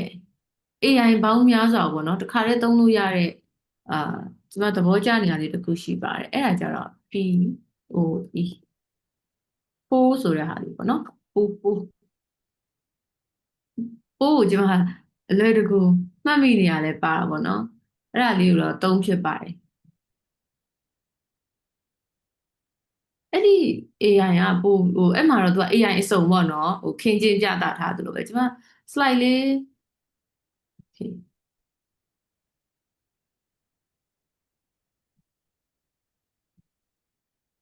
ဒါလေးတစ်ချက်ပြပေးခြင်းပါပဲဒီကောင်လေးပေါ့နော်သူ့ရှာလိုက်ဒီလိုမျိုးလေးပေါ့.com ဆိုပြီးရှာလိုက်လို့ရှင်ဒီထဲမှာရှိတယ်သူ့ရဲ့ဒီထဲမှာဆိုရင်သူက AI နဲ့အများကြီးပဲပါ assistant ဆိုတာမျိုး app creator မကိုလုပ်ချင်တာပေါ့နော်ဘာ project လုပ်ချင်တယ်ကိုလုပ်ချင်တဲ့ project တွေအတိုင်းကိုဒီမှာပြန်သုံးရတာရှိတယ်တခုပဲဒီထဲမှာကျွန်မ Gemini ကိုသုံးတဲ့အခါမှာဒီကနေပြီးတော့ပေါ့နော် third party ကနေသွားတာဖြစ်တဲ့အတွက်နှစ်ခုသုံးခုလောက်ပဲမေးရသေးတယ်ကျွန်မကို pro ဝယ်ခိုင်းတယ်ဒီအတိုင်းပဲနော်ကိုရီးယားလည်း pro မဝယ်ခြင်းတဲ့အမျိုးတွေဆိုတော့ဒီမဝယ်ပဲနဲ့အဲ့နဲ့နောက်ထပ်မေးတစ်ခုပြောင်းသုံးလိုက်တယ်နော်အဲ့လိုမျိုးတော့ရှိရပါတော့တကယ်လို့ဝယ်သုံးတယ်ဆိုလည်းအဆင်ပြေပါတယ်သူကဒီမှာအများကြီးပဲဆိုတော့တချို့ဟာတွေဆိုကျွန်မမစမ်းကြည့်ရသေးဘူးဒီထဲမှာကျွန်မဘာတွေတစ်ခါကြာရင် create လုပ်ထားလဲဆိုတော့ကိုသွားခြင်းတဲ့ဟိုပါပေါ့နော်ကိုက content writing နဲ့ပတ်သက်ပြီးတော့သွားခြင်းနေဆိုရင် content writing နဲ့ပတ်သက်တဲ့စာတွေကိုလိုက်ပြီးတော့မှထည့်ထားမယ် ebook တွေထည့်ထားမယ်အဲ့လိုလေးထည့်ထားပြီးကျမတို့ဒါ create ပေါ့နော် gem တွေတစ်ခါတည်းပဲတိစောက်လို့ရတာရှိပါတယ်အဲ့လိုတိစောက်လိုက်တယ်ဆိုရင်တော့ကိုယ့်အတွက်ပို့ပြီးတော့မှအဆင်ပြေတယ်ကိုကဘယ်လိုအပိုင်းကိုလေ့လာနေတဲ့သူဆိုတာမျိုးပေါ့တစ်ခါလေးမှာ character တွေကိုယ့်ကိုခွဲထားလို့ရတယ်တချို့အပိုင်းတွေမှာဆိုကျွန်မ teacher အနေနဲ့ပေါ့နော်သင်ကြားသူတစ်ယောက်အနေနဲ့ပဲကျွန်မ gem တွေလောက်ထားရှိတယ်ချို့က content creator ခုနကကျွန်မလောက်သုံးခုပေါ့ writer အနေနဲ့ကျွန်မ blog တစ်ခုလောက်ထားလိုက်တယ် gem တစ်ခုလောက်ထားလိုက်တယ် entrepreneur အနေနဲ့တစ်ခုလောက်ထားလိုက်တယ်ပြီးသွားရင် feature အနေနဲ့တစ်ခုလောက်ထားလိုက်တယ်လောက်ထားတဲ့ခါကျတော့ source တွေကျွန်မချို့ ebooks ဝယ်ထားတဲ့ဟာတွေအကုန်လုံးသူ့ထည့်ပေးလိုက်တော့အဲ့ဒီကနေပြီးတော့ summarize ပြန်လုပ်တယ်စာအုပ်ဖတ်တဲ့အခါမှာလည်းပို့ပြီးတော့လွယ်သွားတယ်အခုနောက်ပိုင်းဆိုရင်တိမှာပါဒီ summarize လုပ်တဲ့သူတွေပို့ပြီးတော့များလာတယ်စာအုပ်တွေကိုလေအချင်းနော်စာအုပ်တွေကိုပြန်ပြီးတော့မှအချင်းချုပ်ပြီးတော့မှပြန်ပြောပြတဲ့ဟာတွေတကယ်ဒီစာအုပ်တွေကအစီအနစ်တွေထုတ်ပြီးပြန်ပြောပြတဲ့သူတွေ application တွေဒါတွေပို့များလာတယ်ပေါ့နော်ဆိုတော့အလုပ်လုပ်ရတာပို့ပြီးတော့တွင်လာအောင်လို့ကျမတို့ဒီလိုမျိုးတွေလုပ်ပါတယ်ရထားတဲ့အချက်လက်တွေကိုအဲ့ထဲကိုနော်ပြန်ပြီးတော့ထည့်တာမျိုးပါဒါလေးလည်းစမ်းပြီးတော့သုံးလို့ရအောင်ပြပြရပါပုံမှန်တော့Gemini တို့ ChatGPT တို့ကတော့အကုန်လုံးသုံးတတ်မှာပါပေါ့နော်မသုံးတတ်သေးရင်လည်းစမ်းကြည့်ပါဟိုကလုံးတွေဒီကလုံးတွေနဲ့ပုတ်ပါပဲဒါတွေကပြီးရင်သုံးနည်းတွေကလည်း AI မှာလည်းမေးလို့ရလို့ YouTube မှာလည်းသွားကြည့်လို့ရတယ်အချက်နဲ့ဒီထဲမှာပြောရင်အချိန်ကုန်သွားမှာဆိုလို့ကျွန်မမပြောဘဲနဲ့ထားခဲ့ပါမယ်နော်ကလုံးနှိပ်တာတွေကတော့ရေးသိမ့်ကြည့်လို့ကျွန်မယူဆလိုက်ပါမယ်ဟုတ်ကဲ့ဒါဆိုရင်ကျမတို့ဒီ prompt တွေကိုသုံးပြီးတော့မှ sorry ဒီ 4C model ကိုသုံးပြီးတော့မှ prompt ရေးတဲ့အခါမှာပို့ပြီးတော့မှတေချာလေးရရှိလာမယ်ပေါ့နော်ကိုယ့်ရဲ့ဒီ context လို့ခေါ်တဲ့နောက်ခံချက်လက်ကဒီ content ကိုဘယ်သူကဖတ်မှာလဲဟဲ့လားကိုယ့်ရဲ့ audience ကဘယ်သူတွေလဲပေါ့နော်တချို့ဆိုရင်အတိအကျထပ်ပြောလို့ရသေးတယ်ဒီ content ကိုနည်းပညာတွေအသိပညာတွေသိမရှိသေးတဲ့အခုမှလုပ်တဲ့ content writer တွေ beginner တွေကဖတ်မှာပါတို့ဒါမှမဟုတ်ဒါတော့ advanced level ရှိတဲ့ copywriter တွေအတွက်အချက်လက်လေးပြောပေးပါဆိုဘာလဲဆိုတချို့ဟာတွေဆိုသူက terms တွေရှိရပေါ့နော်marketing ဆိုရင်ဈေးကွက်ချက်ထွင်ခြင်းတို့ဘာတို့အဲ့လိုမျိုးတွေမြန်မာလိုကြီးတိုက်ရိုက်ပြန်လာရင်တိတ်အဆင်မပြေဘူးလीနော်အချိန်ကြာရင်ကျမတို့က context မှာတခါတည်းပဲဒီဘာထည့်ပေးလို့ရလဲဆိုတော့ terms in English လို့ရေးလို့ရတယ် terms in English လို့ရေးလိုက်ရင်သူက marketing တို့ဒီ formula တို့ model တို့အဲ့လိုမျိုးအသုံးနှုန်းတွေပေါ့နော်အဲ့အသုံးနှုန်းတွေဆို English လို့မျိုးလည်းရေးပေးတယ်မြန်မာနဲ့လည်းတွဲပြီးရေးပေးရလို့ရှိတယ်ဆိုတော့အဲ့လိုမျိုးလေးတွေအတိအကျလေးတွားပြီးတော့ရေးပေးတာပါနော်ဒါမှတ်မိမှာဆိုလိုပါဒီ code stat ဆိုတာလည်းအဲ့လိုမျိုးပဲကန့်သက်ချက်မှာအရှည်ဘယ်နှလုံးခေါင်းစဉ်ကိုဘယ်နှမျိုးရေးမယ်စကားလုံးကဘယ်လောက်ဆိုတာမျိုးပြီးတော့ရင်ကျမတို့ construct ပါဒါကြတော့ ထပ်ထည့်လို့ရတယ်လို့ bullet point လေးထည့်ပေးပါတို့ emoji လေးထည့်ပေးပါတို့အဲ့လိုမျိုးကန့်သက်ချက်တွေပေါ့နော်ထပ်ထည့်လို့ရပြီနော်နောက်ဆုံးအစဉ်အကြော customize လုပ်တဲ့အခါမှာကိုတွားခြင်းတဲ့ tone တွေကိုရဲ့ flow တွေဒါမှမဟုတ်ကိုအရင်ရေးထားတဲ့စာကို reference ပြတာမျိုးတွေလည်းထည့်ပြီးလုပ်လို့ရတယ်ဒါနဲ့ပေါ့နော်နမူနာလေးကိုကြည့်ပေးပါဆိုတာမျိုးတွေပါထပ်ထည့်ပေးလို့ရပါတယ်နော်ဆိုတော့တချို့တွေဆိုရင်တို့မှားတတ်တဲ့ဒီ prompt ရေးတာလေးလည်းရှိပါတယ်ဒါလေးတွေပြချင်ပါတယ်ထိရောက်တဲ့ prompt တွေနဲ့ရှောင်ရန်ဆောင်ရန်အချက်တွေပေါ့နော်ဒါလေးတွေပြောချင်ပါတယ်နံပါတ်1ကတော့ကျွန်တော်တို့ AI ကို role ပေးပါခုနပြောတဲ့ expert အနေနဲ့ပေါ့နော်ပြောတာမျိုး OG အနေနဲ့ပြောလိုက်တာမျိုးသူ့ကို character role စီသတ်မှတ်ပေးတာကောင်းပါတယ်ပြီးတော့ရင်တော့ကျွန်တော်တို့ feedback အားမနာပါနဲ့ပတ်စံပေးရအောင်နော်ခဏခဏပြင်ခိုင်းမကြိုက်သေးဘူးဒါလေးပြင်ပေးပါအောင်ဒေသအစီအမပြေဘူးပြင်ပေးပါအောင်တခုတော့ရှိရပါတော့ကိုက pro ဆိုရင်ပြဿနာတော့မရှိဘူးအလကား free သုံးတဲ့ခါကြလို့ရှိရင်အကြာကြီးလေတစ်ခုဝေးတစ်ခုတသေးလေးတစ်ခုလေးနဲ့ခိုင်းလိုက်လို့ရှိရင်သူကlimit ပြည့်သွားမှမျိုးရှိနိုင်တယ်အဲ့တော့တစ်ခါတည်းတော့များတစ်ခါတည်းနဲ့အပြီးရေးပြီးတော့ခိုင်းလိုက်တာပို့ပြီးတော့ကောင်းပါတယ်ပြည့်စုံတစ်ခါတည်းရေးပေါ့နော်မကြံစီနဲ့ပြီးလို့ရှိရင်တော့တချို့အကြောင်းအရာတွေရောနည်းနည်း heavy ဖြစ်တဲ့အကြောင်းအရာတွေဆိုကျွန်တော်တို့အရှိမရေးခိုင်းနေသူ့အရင်ဆို outline ရင်ထုတ်ခိုင်း outline ကိုသဘောကျပြီဆိုမှအရှိရေးခိုင်းတာကောင်းတယ်မဟုတ်ဘူးဆိုရင်မှပြင်လို့မဆုံးပါဘူးဖြစ်တော့မှာနော်ကိုက article ရေးမယ်ဆိုရင်ဒီအချက်လက်တွေအရင်ဆုံးရှာခိုင်း outline ရင်ထုတ်ပေးပါဆိုတာမျိုးရှာခိုင်းအဲ့ဒါမှပို့ပြီးတော့လွယ်ကူမြင်ဆန်လိမ့်မယ်တော့ AI ထွက်လာတဲ့ content ကိုချစ်ချင်းကူးချတာမျိုးတွေမလုပ်ပါနဲ့မတင်ပါနဲ့နော်ခုနလေးပြောထားပြီးသားပါပြန်ပြီးတော့စာအနေနဲ့မှတ်လို့ရအောင်ပါကိုယ်တိုင်ဒီဖြတ်မှုမပါဘဲနဲ့မတင်ပါနဲ့ AI က fault တက်တယ်နော်ဒီအတွက်ကျမတို့သူ့ဘာသူထင်အောင်ထင်မှားဖြစ်တာလေးအချက်လက်တွေရောနေအောင်မျိုးရှိတတ်ပါတယ်နော်အဲ့ဒါကြောင့်ကိုကတော့ပြန်ပြီးတော့ check လုပ်ရမယ် AI ရေးတာပဲဆိုပြီးတော့ client ကိုတွားပြရင် client ကမှားရင်စဲမှာကိုယ်ပဲနော်အဲ့လိုပဲ page က fan တွေရလဲစဲမှာကိုယ်ပဲဆိုတာမှတ်ထားရမယ်နော် AI ဆိုပြီးတော့ရှော့မတွက်နဲ့ကိုယ်မှာပဲတာဝန်ရှိတာမိမိကအတိခါနော်မိမိကပြဿနာနော်အဲ့ဒါလေးသတိထားပါနောက်တစ်ခုကတော့ကျမတို့ဒီလုပ်ငန်းအလုပ်ဝက်ချက်တွေပေါ့နော်တချို့ data တွေအရေးကြီးတဲ့ data တွေဆိုတော့မထည့်တာကောင်း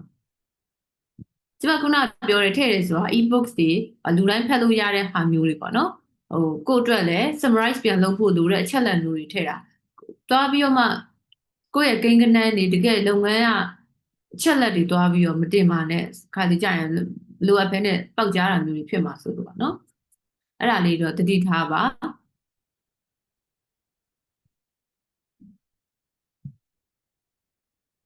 ပြီးတော့မြဲရမယ် AI ပြောတာမှန်တယ်ဆိုပြီးတော့မထင်ပါနဲ့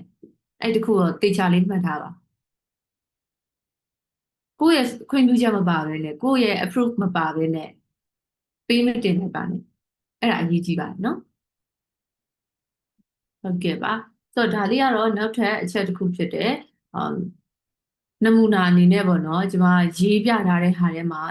ဘလို့ဟာလေးဆိုရင်လိုအပ်ချက်ရှိနေလေဆိုတာလေးပြောချင်တာပါငွေစုတဲ့အကြောင်းကိုစောင်းမတစ်ပုတ်ရေးပေးပါလို့ပြောလိုက်တာအဲ့မှာသူ့ရှိရမေးခွန်းတွေပြန်လာလိမ့်မယ်မဟုတ်ဘူးဆိုရင်အရှိကြီးလာလိမ့်မယ်ပြီးတော့အဲ့မှာတင်နေ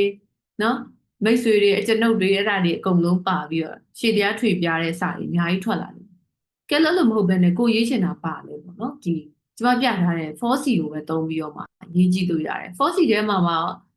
ကိုကတိတ်ပြီးတော့ထွေထူးထူးကန့်တဲ့ချက်မရှိဘူးဆိုရင် 4C လုံးမသုံးလဲ3လောက်ပဲသုံးလို့ရတယ်အားလုံးသုံးစရာမလိုပါဘူးเนาะဒါဥပမာပြောပြတာပါသူ့ကိုအရင်ဆုံး role ပေးလိုက်မယ်တင်ဒီအသက်25 35ရှိ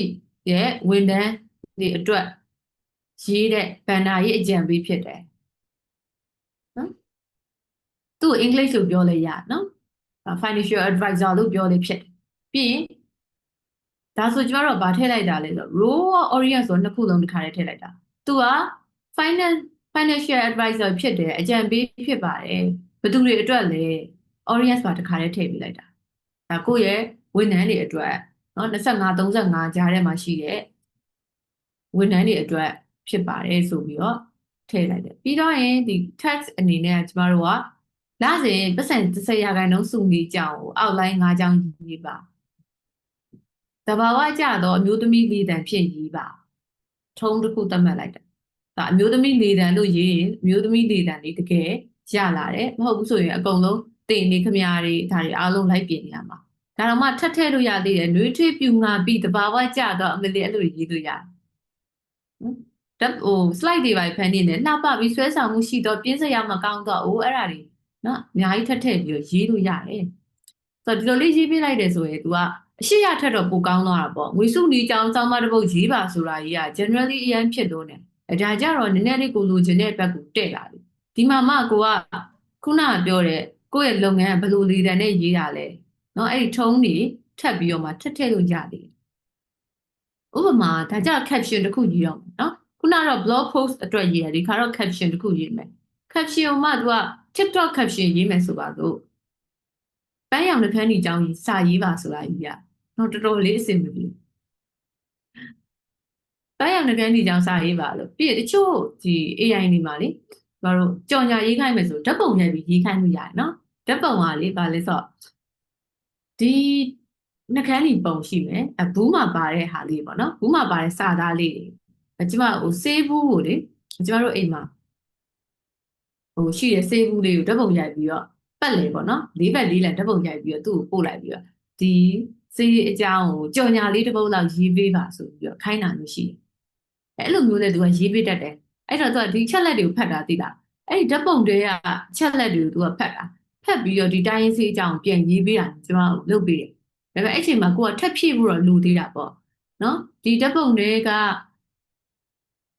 စေဘူးအကြောင်းကြော်ညာရေးပေးပါ idea model နဲ့ရေးချင်တယ်เนาะဒါကိုက content writer ဆိုတော့လေဒီ idea model တွေပါတိတာဟုတ်เนาะ PDS နဲ့ရေးပေးပါတော့ idea နဲ့ရေးပေးပါငါဒီအောင် storytelling လေးထည့်ချင်တယ် storytelling formula S3 လုံးလေးထည့်ပေးပါအဲ့လိုမျိုးတော့ခိုင်းတတ်ဖို့တော့လိုတာပေါ့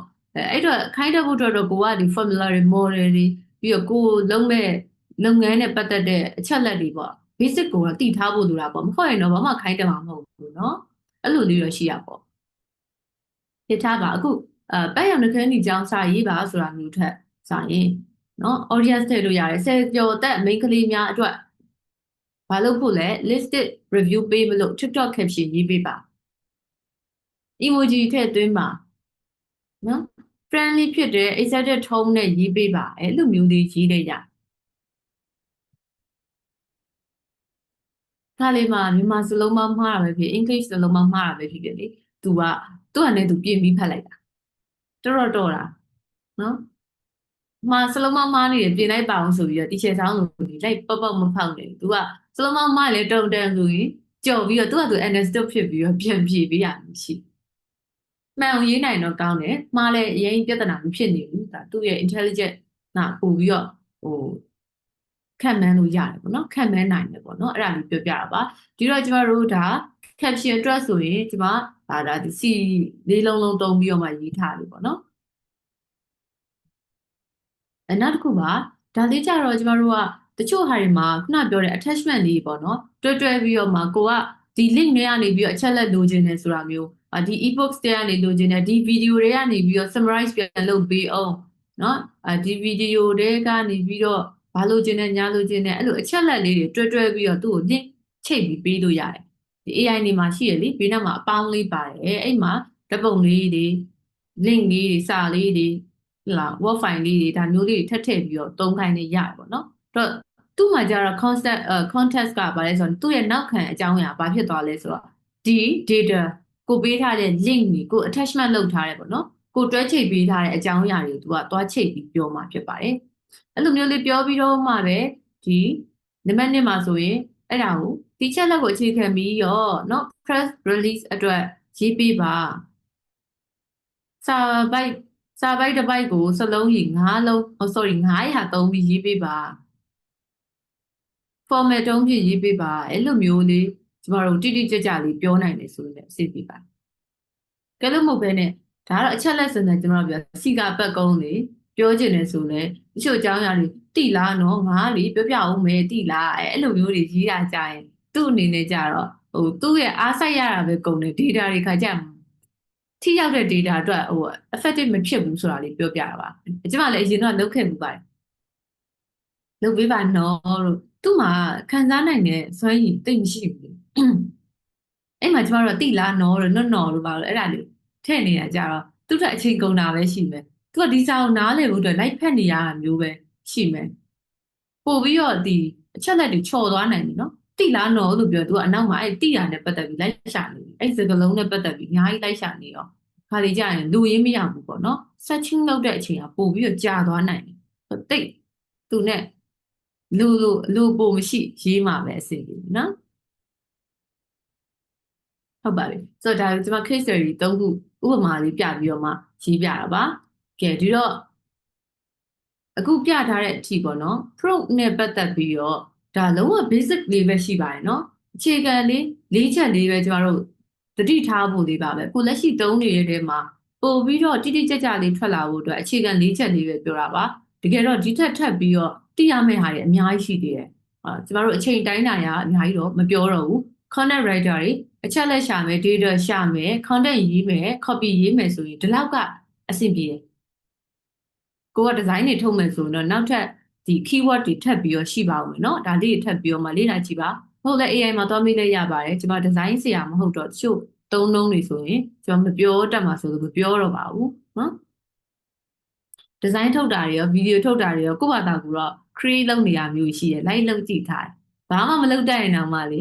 ကျမတို့ဒီအခု slide တွေပေါ့နော်ပြင်တဲ့အခါများဆိုလို့ရှိရင်ကိုနဲ့ like မဲ့အကြောင်းအရာကိုပြောမဲ့ topic တွေထည့်မယ်ဘယ်လို audience အတွက်လဲပြီးတော့ဒီကိုယ့်ရဲ့ color ပေါ့နော် color code တွေထည့်ပေးတာမျိုးရှိရယ် font တွေဆိုလဲ font နာမည်လေးတွေထည့်ပေးတာမျိုးဒါလေးတွေလုပ်ပေးလိုက်တာနဲ့ပို့ပြီးတော့မှအဆင်ပြေပြေလေးထွက်လာတယ်ပေါ့နော်ဟုတ်ပါပြီဒါဆိုရင်ကျမတို့တတိယအပိုင်းလေးပေါ့နော်ဒါလေးကတော့ဒီကိုရေးလာပြီဟုတ်ပြီအချက်လက်တွေကိုတေချာလေးကိုကခိုင်းလိုက်တယ် AI ကိုတော့ခိုင်းလိုက်ပြီခိုင်းပြီးတော့ထွက်လာတဲ့အချက်လက်တွေကိုကဘယ်လိုပုံစံနဲ့ပြန်ပြီးတော့စစ်ဆေးကြမလဲပေါ့နော်ဒါလေးလည်းသိထားမှဖြစ်ပါမယ်မဟုတ်ဘူးဆိုရင်တိုက်ရိုက်ကူးပြီးတော့ကြောက်လာကြအောင်နော်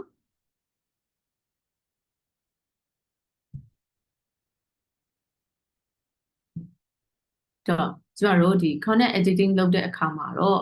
အချက်လေးကျမ5ချက်ထားပေးထားပါတယ်နံပါတ်1ကတော့ကျမတို့အချက်လက်တွေကိုအရင်ဆုံး check လုပ်ဖို့ဖြစ်ပါတယ်ကိုရေးထားတဲ့အချက်လက်တွေဒီချက်လက်တွေတကယ်ကိုမှန်ကန်ရဲ့လားဆိုတာလေးပြန်စစ်ဖို့လိုတယ်grammar spelling တွေတော့မှန်တတ်ပါတယ်ဟိုဟာနဲ့ဆိုရင်လေ AI ကအင်္ဂလိပ်စာဆိုရင်တော့သူကgrammar spelling တွေမှန်တတ်တယ်ဒါပေမဲ့အချက်လက်တွေကမှားနေတတ်ပါတယ်အထူးသဖြင့်တော့အဲ့လိုသမိုင်းကြောင်းတွေကိုကရေးမယ်ပြီးတော့စည်ရင်းစရာတွေလူပုဂ္ဂိုလ်နာမည်တွေဆိုရင်တော့မဖြစ်မနေပြန်စစ်မှဖြစ်မယ်နော်ဘယ်သိပ္ပံပညာရှင်ကပြောပါတယ်ဆိုတကယ်တည်းမဟုတ်ဘူးဆိုရင်အမှားကြီးကတိတိတတ်တာဖြစ်နော်ဖြစ်တယ်ခုနှစ်တက္ကရာတွေသတိထားပါသမိုင်းကြောင်းတွေ data တွေနဲ့ပတ်သက်ပြီးရေးမယ် knowledge content တွေရေးမယ်ဆိုပြန်ပြီးတော့မဖြစ်မနေစစ်ဖို့လိုပါတယ်เนาะအထူးသဖြင့်ကိန်းဂဏန်းတွေနဲ့ပတ်သက်တာတွေအကြောင်းအရာတွေပြန်စစ်ပါနောက်တစ်ခုကတော့ကျမတို့ currency တို့ခေါ်ပါเนาะ currency ကကြတော့အသုံးအနှုန်းတွေမှန်အောင်လို့ပြန်စစ်ပါအဲ့ဒီအသုံးအနှုန်းတွေလို့ပြောတဲ့အခါမှာဒီခါလေးမှာသူသုံးတဲ့အသုံးအနှုန်းတွေကလည်းစက်ရုပ်ဆန်တယ်เนาะစက်ရုပ်ဆန်နေပြီးတော့စာသားတွေကဖတ်စာအုပ်တွေကနေထွက်လာတဲ့စာသားလိုမျိုးပဲပေါ့နော် format ဖြစ်နေရမျိုးရှိတယ်တကယ်လူတွေကြားထဲမှာသိထားတဲ့စကားလုံးတွေမဟုတ်နေဘူးပေါ့ဒါမျိုးတွေဆိုကျမတို့ကပြန်ပြီးတော့မှပြင်ဆင်လို့ရသေးတယ်လीနော်ဒီအတွက်ကျမတို့သူ့ကိုလွတ်ပေးပါနဲ့အဲ့ဒါပြန်ပြီးတော့မှပြင်ဆင်လို့ရပါတယ်လိုက်ပြီးတော့မှဖတ်ကြည့်လို့ရတယ်ပြန်စစ်ဆေးပေးပါ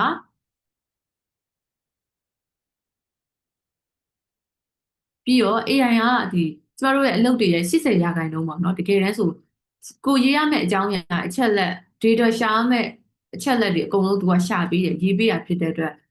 သူ့ရဲ့လုပ်တဲ့နှုန်းက80%လောက်သူကလုပ်ပြီးသွားပြီဆိုရင်ကိုကတော့20%လောက်တော့စူးစမ်းမှာပေါ့လေနော် AI ကိုခိုင်းပြီးဆိုပြီးတော့လည်းပြီးသွားမှာမဟုတ်ဘူး20%တော့ကျမတို့ကတေချာလေးစစ်ရမှာဖြစ်ပါတယ်ဒီအတွက်အချက်လက်တွေကိုစစ်မယ်ပြီးသွားရင်တော့ဒီဘက်ကပြောတဲ့နောက်တစ်ချက် currency လို့ခေါ်တဲ့အသုံးအနှုန်းတွေပြန်စစ်ပါမယ်အသုံးအနှုန်းတွေကမှန်ကန်ရဲ့လားဆိုတာစစ်ပါမယ်ပြီးတော့ရင်တော့ဒီ နယ်ပယ်အလိုက်ပေါ့နော်နယ်ပယ်အလိုက်အသုံးအနှုန်းတွေကမတူညီတာဖြစ်ပါတယ်ကိုကဘယ်အတွက်ရေးမှာလဲ ကဲလို့အဲ့မှာ role တာတေချာမတတ်မှတ်ပေးဘူးဆိုရင်လေသုံးနှုန်းနဲ့အသုံးနှုန်းတွေကမှားအောင်ပါဆရာမတယောက်ရဲ့လေတံနဲ့သုံးတဲ့အသုံးနှုန်းနဲ့အပြင်ကလူတွေရဲ့သုံးတဲ့အသုံးနှုန်းကမတူတာမျိုးရှိတတ်တယ် terms တွေမတူတာမျိုးရှိတတ်တယ်เนาะဒါကြောင့် currency ကအရေးကြီးတယ်လို့ပြောတာပြီးတော့တော့ emotion ပေါ့နော်စိတ်ခံစားချက်ကိုလည်းနည်းနည်းပြန်ပြီးတော့ကြည့်ပါတဲ့ချို့သုံးနှုန်းတွေကခံစားချက်မပါဘူးပေါ့နော်အဲ့လိုနှလုံးသားမဲ့နော်ဒါနှလုံးသားမရှိတဲ့ AI ဆိုတော့နှလုံးသားမဲ့နေတာမျိုးတွေဖြစ်တတ်ပါတယ်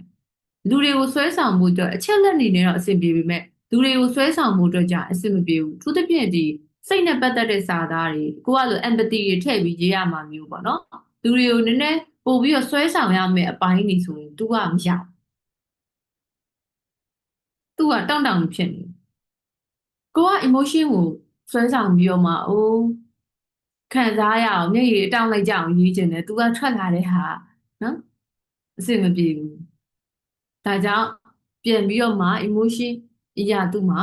အဆင်မပြေနေတရားကိုသိရမယ်ဒါလေးပြန်ပြီးတော့ edit လုပ်ရမယ်အဓိကတော့ဒီအကယ်လို့များကိုကလုပ်ငန်းရှိရဆိုကိုယ့်ရဲ့ brand voice ကပါလေးပေါ့နော်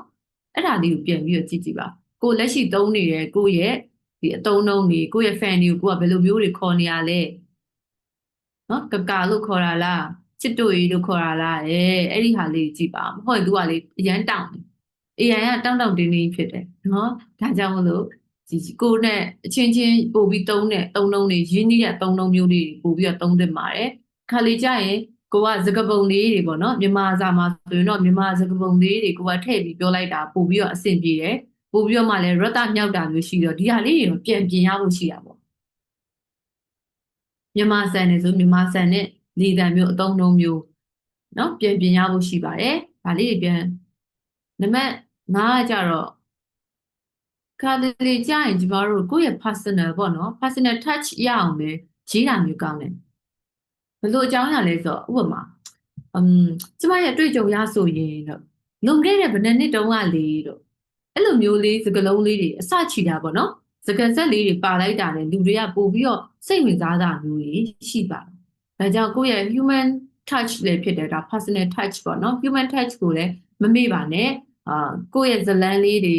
ကိုယ့်ရဲ့အကြောင်းလေးတွေကိုယ့်ရဲ့အတွေ့အကြုံလေးတွေဆိုတာမျိုးနဲ့တွဲပြီးတော့ထည့်ပြီးရင်လည်းပို့ပြီးတော့ကောင်းပါတယ်အဲ့ဒီအချိန်မှာကျမတို့ကပြန်ပြီးတော့မှဒီ call to action တွေပေါ့နော် personal touch လို့ပြောတဲ့အခါမှာကျမသုံးတော့ကလေဒါလေးကအရင်အဆင်ပြေလို့အားလုံးပြန်ပြီးတော့မှ share လုပ်ပေးတာပါဆိုတာမျိုး call to action ကိုပြန်လုပ်လို့ရတယ်နော်ခုဆိုရာသီဥတုကြီးကပူနွေးနေတယ်เนาะရာသီဥတုကြီးကအရန်ကိုပူလာတယ်ဒီအတွက်တစ်ပင်စိုက်ကြပါလို့ကိုက inspire လုပ်ချင်တယ်ဆိုရင်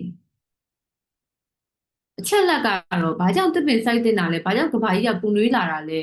ဆိုတဲ့အကြောင်းရင်းတွေဒီ data တွေကိုတော့ AI ကနေတောင်းဒါပေမဲ့ intro လေးနဲ့အဆုံးသတ်လေးကိုတော့ကိုယ့်ရဲ့ flow လေးနဲ့ကိုရေးနိုင်ပို့ပြီးတော့ကောင်းတယ်ပေါ့နော်ဒါမှကျမတို့ဒီအဆုံးသက်ညီကုန်းဆိုတဲ့သဘောကစာရဲ့ညီကုန်းချုပ်တယ်ဒါ content writer တွေသိပါတယ် call to action ပေါ့နော်ဒီ call to action ခေါ်တဲ့အခါမှာကို action ခေါ်တိုင်းသူတို့ကပါလာဖို့ဆိုတာကိုယ့်ရဲ့တိုက်တွန်းမှုနှိုးဆော်မှုနဲ့ကိုယ့်ရဲ့ဒီ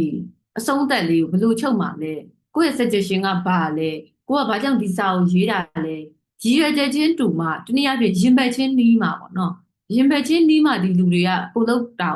ကိုစေခိုင်းတာကိုအကြံပေးတာကိုလိုက်နာမယ်လိုက်ပြီးတော့လုပ်ကြမှာလीเนาะဒီအတွက်ကျမတို့ desire တွေပေါ်ဖို့ action တွေယူဖို့ဆိုတာက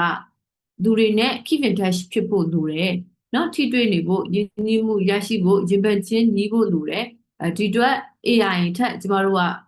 editing မှာတော့ပို့ပြီးတော့မှအလုပ်လုပ်ကြရလိမ့်မယ်ခုနောက်ပိုင်း AI တွေပို့ပြီးကောင်းလာတဲ့မြတ် content writing ဆိုတာထက် content editing ဆိုတာပို့ပြီးတော့လေ့လာဖို့ကျမတို့လိုလာပြီလက်ရှိကိုက content writing လေ့လာနေရ content writer အနေနဲ့အလုပ်လုပ်နေကြတယ်ဆိုလို့ရှိရင်ကျမတို့အခုကစပြီးတော့စာလဲရေးတတ်ဖို့ကြိုးစားရမယ်သူများရေးထားတဲ့စာကိုလည်းပြန်ပြီး edit လုပ်ထပ်ဖို့ဖြစ်ပါတယ် senior တယောက်အနေနဲ့မှမဟုတ်ဘူးအနည်းဆုံးတော့ AI ကကျမတို့ရဲ့ assistant ဖြစ်နေပြီဒါဆိုကိုယ့်အောက်မှာ beginner တယောက်ရှိတယ်နော်ကိုယ့်အောက်မှာ assistant တယောက်ရှိတယ်ကိုကသူ့ကို manage လုပ်ဖို့အတွက်သူရေးထားတဲ့စာတွေပြန်စစ်ဖို့အတွက် content editing ကိုပါတေချာလေးလေ့လာသင်နေပါပြီပြီးရင်သူ့ကိုကျမတို့ကခိုင်းတတ်ဖို့အတွက်ခိုင်းနေဆိုတဲ့နေရာမှာကိုကဒီ brand အကြောင်းကို ထုံးလို့ရေးနော်ထုံးလို့မွေရေးလို့နှတေချာလေးတိထားပြီးတော့မှဒီပြိတ္တတွေရဲ့အကြောင်းလည်းနားလေတော့မှဟေးဒီပြိတ္တအတွက်ဒီလိုအကြောင်းအရာလေးကိုရေးချင်တယ်ရေးပေးပါလားလို့ခိုင်းလို့ရမှာလေမဟုတ်ဘူးဆိုရင်ကိုမှခုနပြောလို့ငွေစုလေးကြောင်းရေးပေးပါဆိုတာမျိုးလောက်ပဲရေးနိုင်လိမ့်မယ်လူထဲမှာဖြစ်နေတဲ့အကြောင်းအရာတွေလူတွေထဲမှာခံစားနေရတဲ့အကြောင်းအရာတွေခက်ခဲနေတဲ့အကြောင်းအရာတွေ trend ဖြစ်နေတဲ့အကြောင်းအရာတွေဒါတွေကြတော့ကိုရီးယားပဲတည်မှာ AI ကတည်မှာမဟုတ်ဘူးသူကတော့ evergreen ပေါ့နော်အမြဲမှန်ကန်နေတဲ့အချက်လက်တွေလူတိုင်းတည်တယ်ကဘာသုံးနော်အဲ့လိုမျိုးအချက်လက်တွေတော့သူကပေးနိုင်ပါတယ်ကိုကတော့သူ့ထက်ပိုတည်တာ audience တွေကိုပို့ပြီးတော့လေ့လာထားတယ်ဆိုတော့ကိုကပရိသတ်တွေကိုပို့ပြီးတော့မှနားလည်မယ်ပြီးတော့မှလူသားတွေခံစားနေတဲ့အချက်လက်တွေသိချင်တဲ့အကြောင်းအရာတွေကိုကပိုသိမှာတော့မှသူ့ကိုခိုင်းရမှာသူများကိုခိုင်းဖို့ဆိုတာကိုရင်ကျွမ်းကျင်ဖို့လိုတယ်မဟုတ်ဘူးဆိုရင်ဘာခိုင်းလို့ခိုင်းရမယ်သိမှာမဟုတ်ဘူးเนาะဒါကြောင့်ကျမတို့ content writing ကိုလည်းလေ့လာပါ content editing ကိုလည်းသိချာလေးလေ့လာဖို့ဖြစ်ပါတယ်ဒါကတော့ concept နဲ့ပတ်သက်ပြီးတော့ပြောတာပါအတွေးပိုင်းဆိုင်ရာเนาะဒီစာတွေ edit လုပ်တဲ့အခါမှာသိရမယ့်ချက်ဖြစ်ပါတယ်နောက်ထပ်ဒီမြန်မာစာစလုံးပေါင်းစစ်တာတွေဘာတွေကတော့ကျမတို့ page မှာပဲတွားပြီးတော့လေ့လာကြည့်ပါเนาะ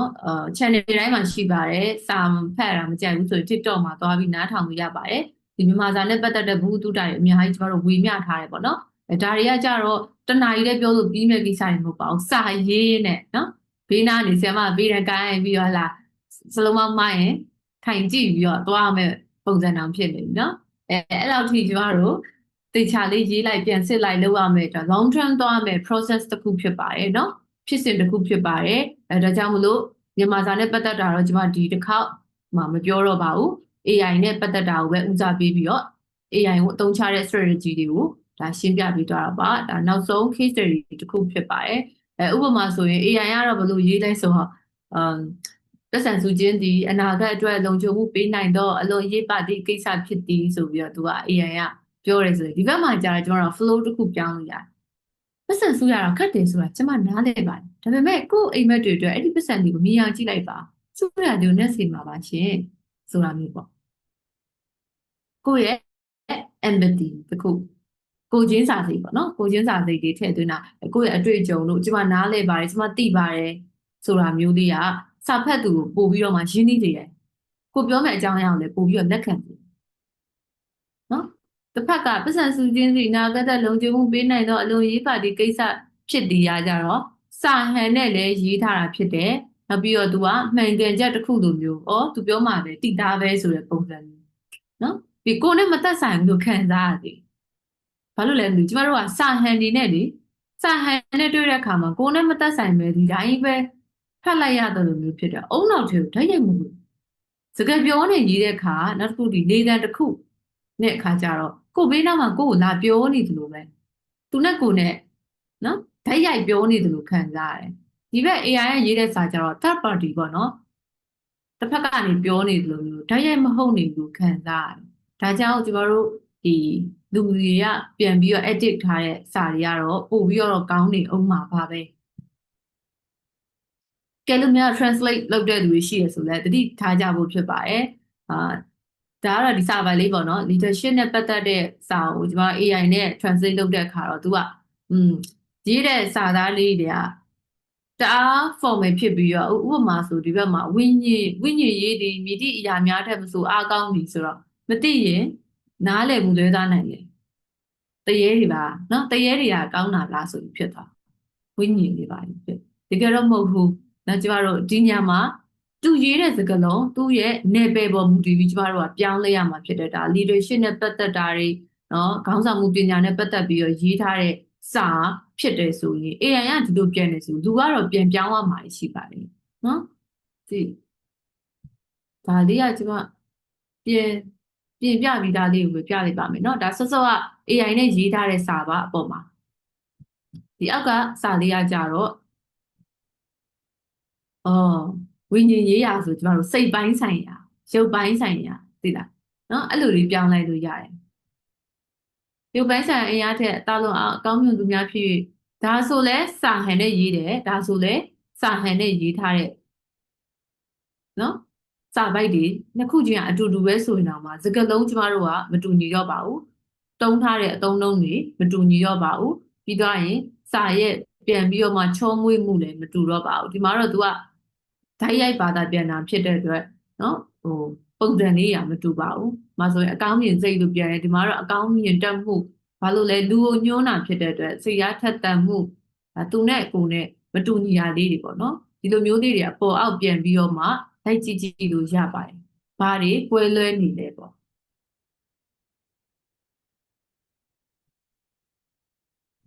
ပြီးတော့ဒီမှာဆိုရင်နည်းနည်းကြုံဘဝလို့ရေးထားတာကြီးကတကယ်စာဖတ်သူဆိုရင့်တယ်လို့ခံစားရတာပေါ့ကြုံဘဝလို့ရေးဒီမှာတော့ကျမတို့အလုတ်ကျွေးပြုလို့စိတ်ဆိုတာမျိုးနော်ပြန်ပြီးတော့မှခွဲခြားနိုင်ထားတာမျိုးရှိပါတယ်ဒါအပေါ်ကတော့ AI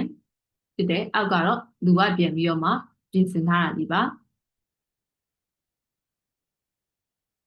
နော်ဖတ်ချင်ရအောင်ဒီမှာခဏစောင့်ပေးရပါ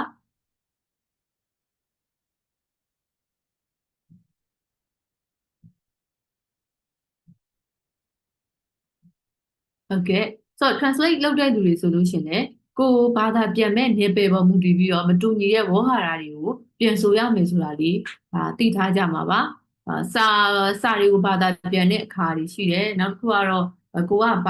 စကားပြန်အနေနဲ့ပေါ့နော်စကားတွေကိုဘာသာပြန်တဲ့အခါမှာဆိုလို့ရှိရင်တော့ပို့ဆိုတာပေါ့ AI သုံးလို့မရဘူးလေစကားကိုဘာသာပြန်မယ်ဆို AI တော့သုံးလို့မရအောင်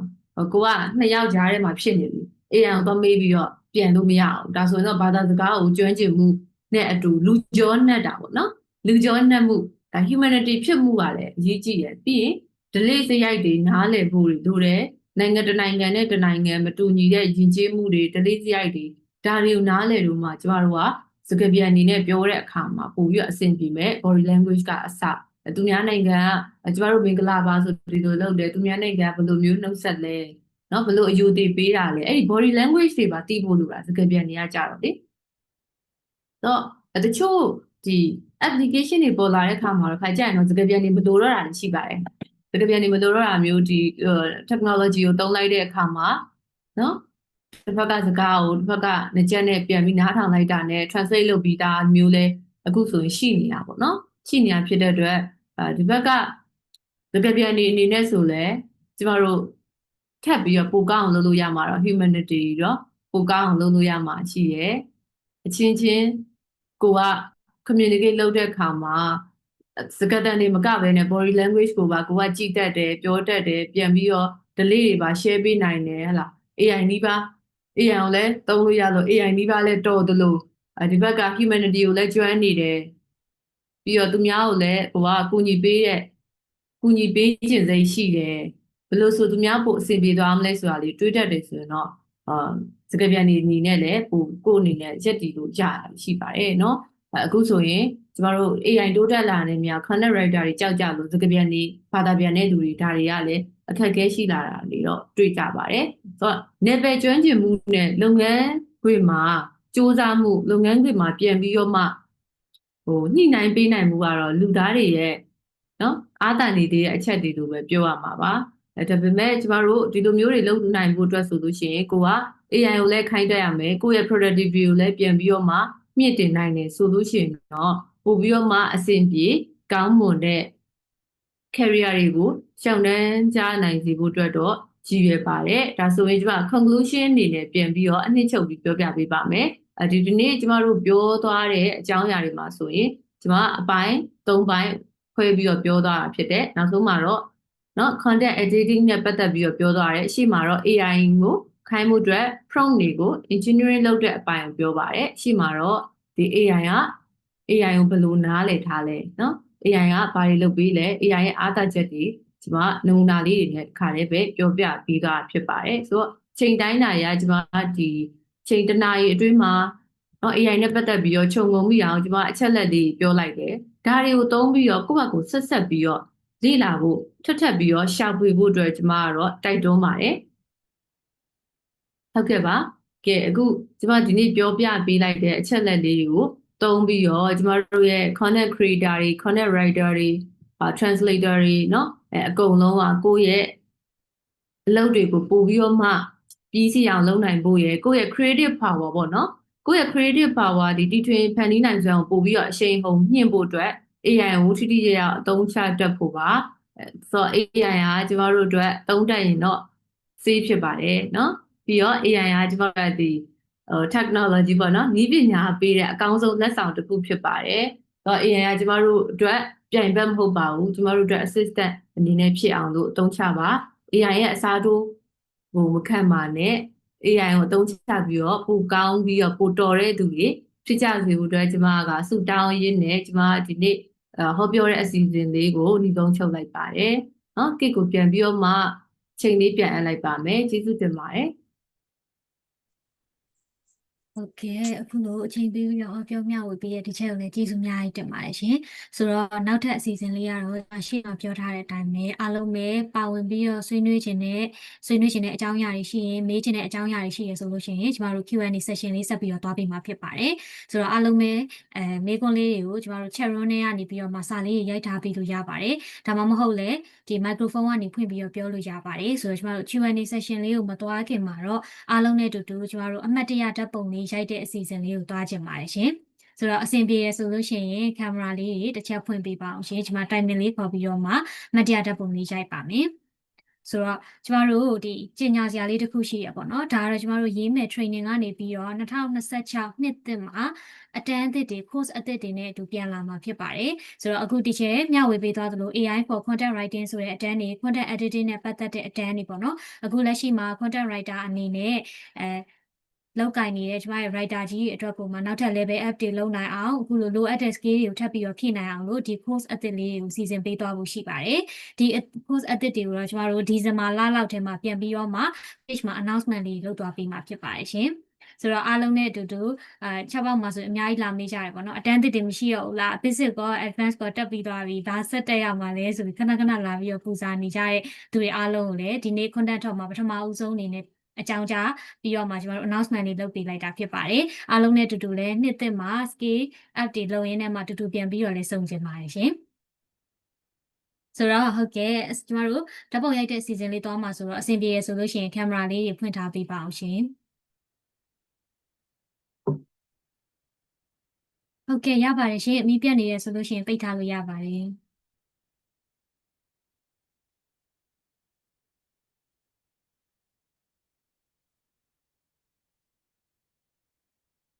ဟုတ်ကဲ့ခဏလေးတိုင်မင်လေးခေါ်ပြီးတော့မှဓာတ်ပုံရိုက်ပါမယ်ရှင်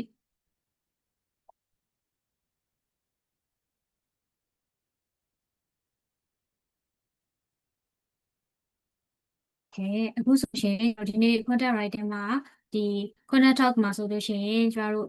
အများကြီးပဲပေါ့နော်နောက်ဆုံးချိန်ဒီစိတ်ဝင်စားနဲ့ပါဝင်ကြတယ်အတွက်လည်းကျေးဇူးအများကြီးတင်ပါတယ်ဆိုတော့ဒီနေ့ကနေပြီးတော့မှကျမတို့လူပြည့်သွားတာမလို့တခြားဝင်လာတဲ့သူတွေကိုတော့လက်ခံလို့မရလိုက်ဘူးပေါ့နော်ဒါကြောင့်မလို့ဒီနေ့ content talk လေးမှာတက်ရောက်တဲ့ကျမရဲ့ writer တွေအားလုံးကဒီ comment လေးတွေမှာ post လေးတွေကိုပြန် share ပြီးတော့မှကိုရလိုက်တဲ့ဒီဗဟုသုတလေးတွေကိုလည်းပြန်ပြီးတော့မျှဝေပေးစေချင်ပါတယ်မတက်လိုက်ရတဲ့သူတွေအတွက်လည်းကျမတို့ပြန်ပြီးတော့မျှဝေပြီးသားလေးဖြစ်တာပေါ့နော်ဆိုတော့အားလုံးပဲအဆင်သင့်ဖြစ်ပြီဆိုလို့ရှိရင်ဓာတ်ပုံလေးရိုက်ပါမယ်ရှင်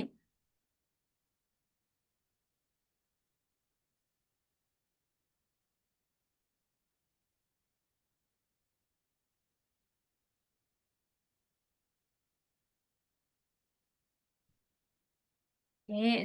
အားလုံးပဲ ready ready 1 2 3ဟုတ်ကဲ့ကျွန်တော် left rear လေးတူတူပေးလို့ရမလားရှင် ready 1 2 3ဟုတ်ကဲ့ကျေးဇူးအများကြီးတင်ပါတယ်ရှင်ဟုတ်ကဲ့ရပါပြီရှင်ကျေးဇူးအများကြီးတင်ပါတယ်ဒါဆိုလို့ရှိရင်တော့ကျမတို့ Q&A session လေးကိုဆက်ပြီးတော့တွားလိုက်ပါမယ်ရှင်မေးခွန်းလေးတွေရှိရဆိုလို့ရှိရင်ကျောင်းမှာရေးပေးလို့ရပါတယ်ဒါမှမဟုတ် microphone ဖွင့်ပြီးတော့လည်းဆွေးနွေးပေးလို့ရပါတယ်ရှင် raise hand လေးလုပ်လိုက်ပါရှင်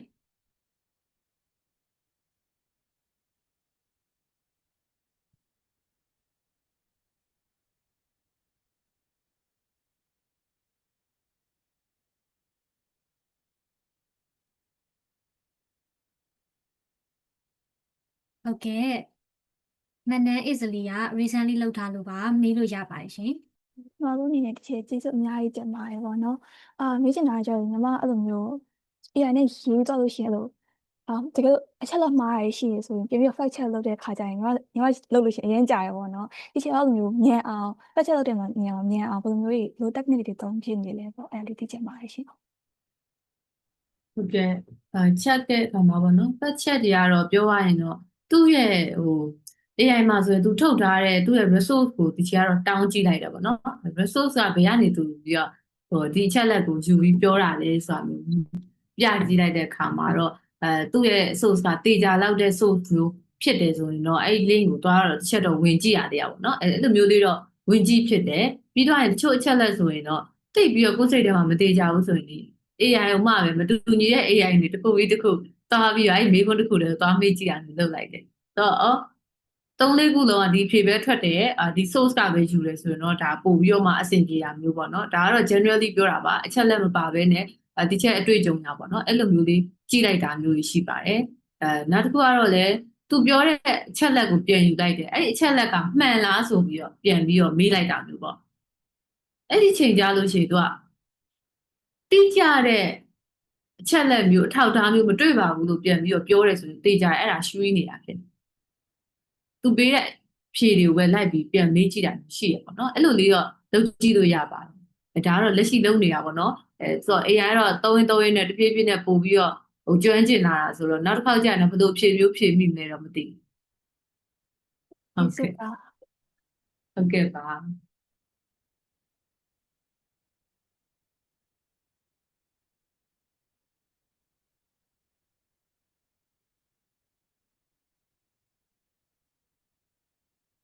โอเค chat room မှာမေးထားတာတော့မတွေ့တော့ဘူး sorry လက်ထောင်တာတော့မတွေ့တော့ဘူး chat room မှာမေးထားတာဒီပေါ့နော်နှစ်ယောက်တော့မေးထားတဲ့မိကုန်းကတော့အဲ့လို content planning လုပ်ချင်လို့ဘယ်လိုမျိုး prompt ရေးလဲပေါ့အဲ့ဒါဆိုအရင်ဆုံးကတော့ကိုကသူ့ role ရင်ပေးလိုက်နော်သူက content manager တယောက်ဖြစ်ပါတယ်သူက content strategist တယောက်ဖြစ်ပါတယ်ပေါ့နော်ပြီးတော့ဒီ audience အနေနဲ့ဆိုတော့ကျမတို့ကဘယ်လုပ်ငန်းအတွက်လဲဘယ်လုပ်ငန်းမှာရှိတယ်ဘယ်လို customer တွေအတွက် content plan ချကြတယ်အဲ့မှာတစ်လစာ plan လားနှစ်လစာ plan လားဒါမှမဟုတ်တစ်နှစ်စာ plan ချကြတာလားအဲ့ဒီမှာကိုကဘာတွေပါကျင်သေးတယ်ကိုယ့်ရဲ့ state ကိုလည်းရေးရသေးတယ်ကိုယ့်ရဲ့ brand awareness state ကဘယ် state ကိုရောက်နေပြီလဲပေါ့လူသိများပြီးသားအဆင့်လားဒါမှမဟုတ်အခုမှစမဲ့လုပ်ငန်းလားကိုယ့်ရဲ့ business level ကိုလည်းကိုကပြရသေးတယ်ပြီးရင်ကိုယ့်ရဲ့ market ပေါ့နော်ကိုယ့်လုပ်ငန်းအကြောင်းကိုပြောပြီးရင်ကိုယ့်ရဲ့ audience ကိုပြောကိုယ့်ရဲ့ audience ကဘယ်လိုအသက်အရွယ်ရှိတယ်ဘယ်လိုလူတွေဖြစ်ပါတယ်ပြီးရင် platform ပေါ့ဘယ် platform အတွက် content planning လုပ်ချင်တာလဲ TikTok လား YouTube လား Facebook လားအဲ့လိုမျိုး platform တွေလည်းတေချာလေးရွေးပြီးတော့ရင်ခုနပြောရတာဆိုရင်ကျမတို့tax တွေပေးလို့ရပြီ tax တွေပေးတဲ့အခါမှာဘာတွေပါကျင်တာလဲ content plan လို့ပြောလိုက် idea လည်းပါကျင်တယ်ဟုတ်လား campaign လိုမျိုး promotion idea တွေလည်းပါကျင်တယ်ဒါမျိုးအတိအကျလေးတွေသူထည့်ပြီးတော့မှကိုကမေးလိုက်လို့ရှိရင်တော့ plan အတွက်ပို့ပြီးတော့မှအဆင်ပြေတယ်ပေါ့နော်ဟုတ်ကဲ့ပါ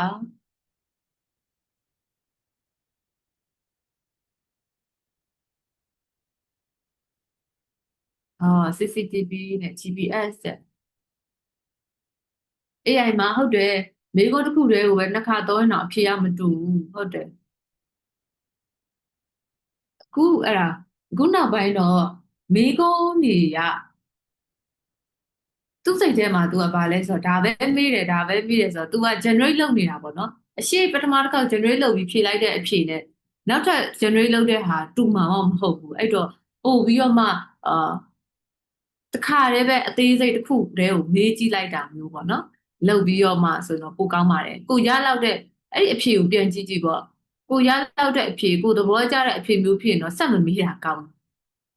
သူ့ရဲ့ပြဿနာထင်အောင်ထင်မှားဖြစ်တာရောင်ရောင်မမဖြစ်တာမျိုးရှိတတ်တယ်လို့ပြောထားတာဆိုတော့လေ AI ကတော့ပြန်ပြီးတော့ edit မလုပ်လို့ရှင်တော့လေဒီမျိုးစီဖြစ်နေမှာပဲကိုသဘောကျတဲ့အဖြေမျိုးကိုအနေနဲ့တုံးလို့ရတဲ့အဖြေမျိုးဆိုတော့ပိုအဆင်ပြေတာပေါ့နော်ကိုပြည့်ဖြူက Gemini channel တခု create လုပ်ပြီးတော့ source တွေထည့်ထားရင်အဲ့ source ကနေကိုရေးပုံရေးနည်းကိုယူပြီး AI တစ်ခု create လုပ်ပြီးရေးတာအဆင်ပြေများတယ်ပြေပါတယ်အဲ့ဒါမျိုးအဆင်ပြေပါတယ်ကိုလက်ရှိရေးနေတဲ့ပေါ့နော် jam တစ်ခု create လုပ်လိုက်ပြီးရင်ကိုလက်ရှိရေးနေတဲ့ကိုယ့်ရဲ့ flow ပေါ့ content format ကိုယ့်ရဲ့ flow တွေကိုထည့်ပေးလိုက်လို့ရှိရင် तू ကအဲ့တိုင်းလေးပြန်ပြီးတော့မှထွက်လာကိုကအဲ့လိုဟာတာလေးနှောပြီးရေးတတ်တဲ့လေတံဆို तू ကလည်းအဲ့လိုဟာတာလေးထက်ပြီးတော့ရေးပေးလာတာတွေ့ရတယ်။ Gemini ကိုပြောတာပါနော်။တခြားတော့ChatGPT မှာတော့ကျွန်မမတွေ့သေးဘူး။ DeepSeek မှာလည်းအဲ့လောက်ထိမတွေ့သေးပါဘူး။ဒါကကိုပြည့်ဖြိုးမိထားတာပါ။ AI ကတော့ तू ကလည်းတဖြည်းဖြည်းပိုကောင်းအောင်လုပ်နေတာပဲဆိုတော့ကိုယ်တွေထည့်တဲ့ data တွေကိုသုံးပြီးတော့ပဲ तू ကပိုပြီးကောင်းတာပေါ့နော်။တိုးတက်မှုနှုန်းကတော့မြန်ဆန်တွေရဲ့အနေထားဖြစ်တာဆိုတော့โอเคဆိုတော့လက်ထောင်သားလေးတယောက်တွေ့ပါပြီအစုမြတ်ပါပြောပါရှင်ဟုတ်ကဲ့ရှင်ဘောနော် copywriting နဲ့ပတ်သက်ပြီးတော့AI မှာတစ်ခါမှအသုံးမချဘူးဟောemotion တွေထည့်ရှင်အဆင်ပြေမလားတစ်ခါမှမ try ဘူးဟောလေဟုတ်ကဲ့ဟိုလေ AI ကြတော့ emotion နဲ့ပတ်သက်တာတွေ emotion လို့ပြောလား emoji လို့ပြောလားမသိဘူးနော်မှားတော့မှာဆိုemotion ရော emoji ရောနှစ်ခုလုံးမှာဟုတ်ကဲ့ဆိုတော့ AI ကို copywriting အနေနဲ့သွားမယ်ဆိုရင်သူ့ကိုကဘာပေးရမလဲဆိုတော့အချက်လက်တွေကိုယ့်ရဲ့ပေါ့နော်ကွန်ပျူတာရဲ့အချက်လက်တွေပေးရမယ်ပြီးတော့သူ့ကို formula တွေနဲ့ရေးခိုင်းရင်တော့ပိုကောင်းတယ်copywriting မှာဘယ် formula တွေသုံးပေးပါဆိုရင်တော့ပို့ပြီးတော့အဆင်ပြေတယ်။ तू ကအဲ့လိုဆိုရင်တော့သူ့မှာနမူနာတွေအများကြီးရှိထားတာဖြစ်တဲ့အတွက် तू ကကောင်းကောင်းပို့ပြီးတော့ရေးနိုင်တယ်ပေါ့နော်။ emotion တို့ပြောလိုက်ရင်ကြတော့ကိုအရင်ရေးထားတဲ့တည်းကကိုအကြိုက်ဆုံးနဲ့အကောင်းဆုံးအလုပ်ဖြစ်ဆုံးဟာတစ်ခုကိုနမူနာပြပြီးတော့ဒီလိုနမူနာလေးနဲ့ရေးပေးပါဆိုရင်တော့ तू က emotion ရအနီးစပ်ဆုံးနဲ့အဲ့လို emoji လေးပါတွေထည့်ပြီးသုံးရမယ်ဆိုတာမျိုးလေး तू သိသွားတာမျိုးရှိတယ်။မဟုတ်ဘူးဆိုရင်စောကဒီ 4C ကိုသုံးပြီးတော့ကိုယ့်ရဲ့ကန့်သက်ချက်ပေါ့နော် emoji သုံးပေးပါနော်ဟို friendly ဖြစ်အဲ့ဒါခေါ်ယူပြီးတော့မှပြူမာတဲ့ဆိုင်ရှင်အနေနဲ့ရေးပေးပါလို့အဲ့လိုမျိုးလေးထည့်ပေးလိုက်တယ်ဆိုရင်တော့အဆင်ပြေပါတယ်ဟိုတအားကြီးဇက်တောက်မဖြစ်နေအောင်ပေါ့နော်ကိုလောက်တော့ emotion မပါတာပဲရှိမယ်ဒါပေမဲ့ဇက်တောက်မဖြစ်နေအောင်စာချောနေအောင်လို့သူ့ကိုရေးခိုင်းလို့ရတယ်နော်ဟုတ်ကဲ့ကျေးဇူးပါဟုတ်ကဲ့ကျေးဇူးပါ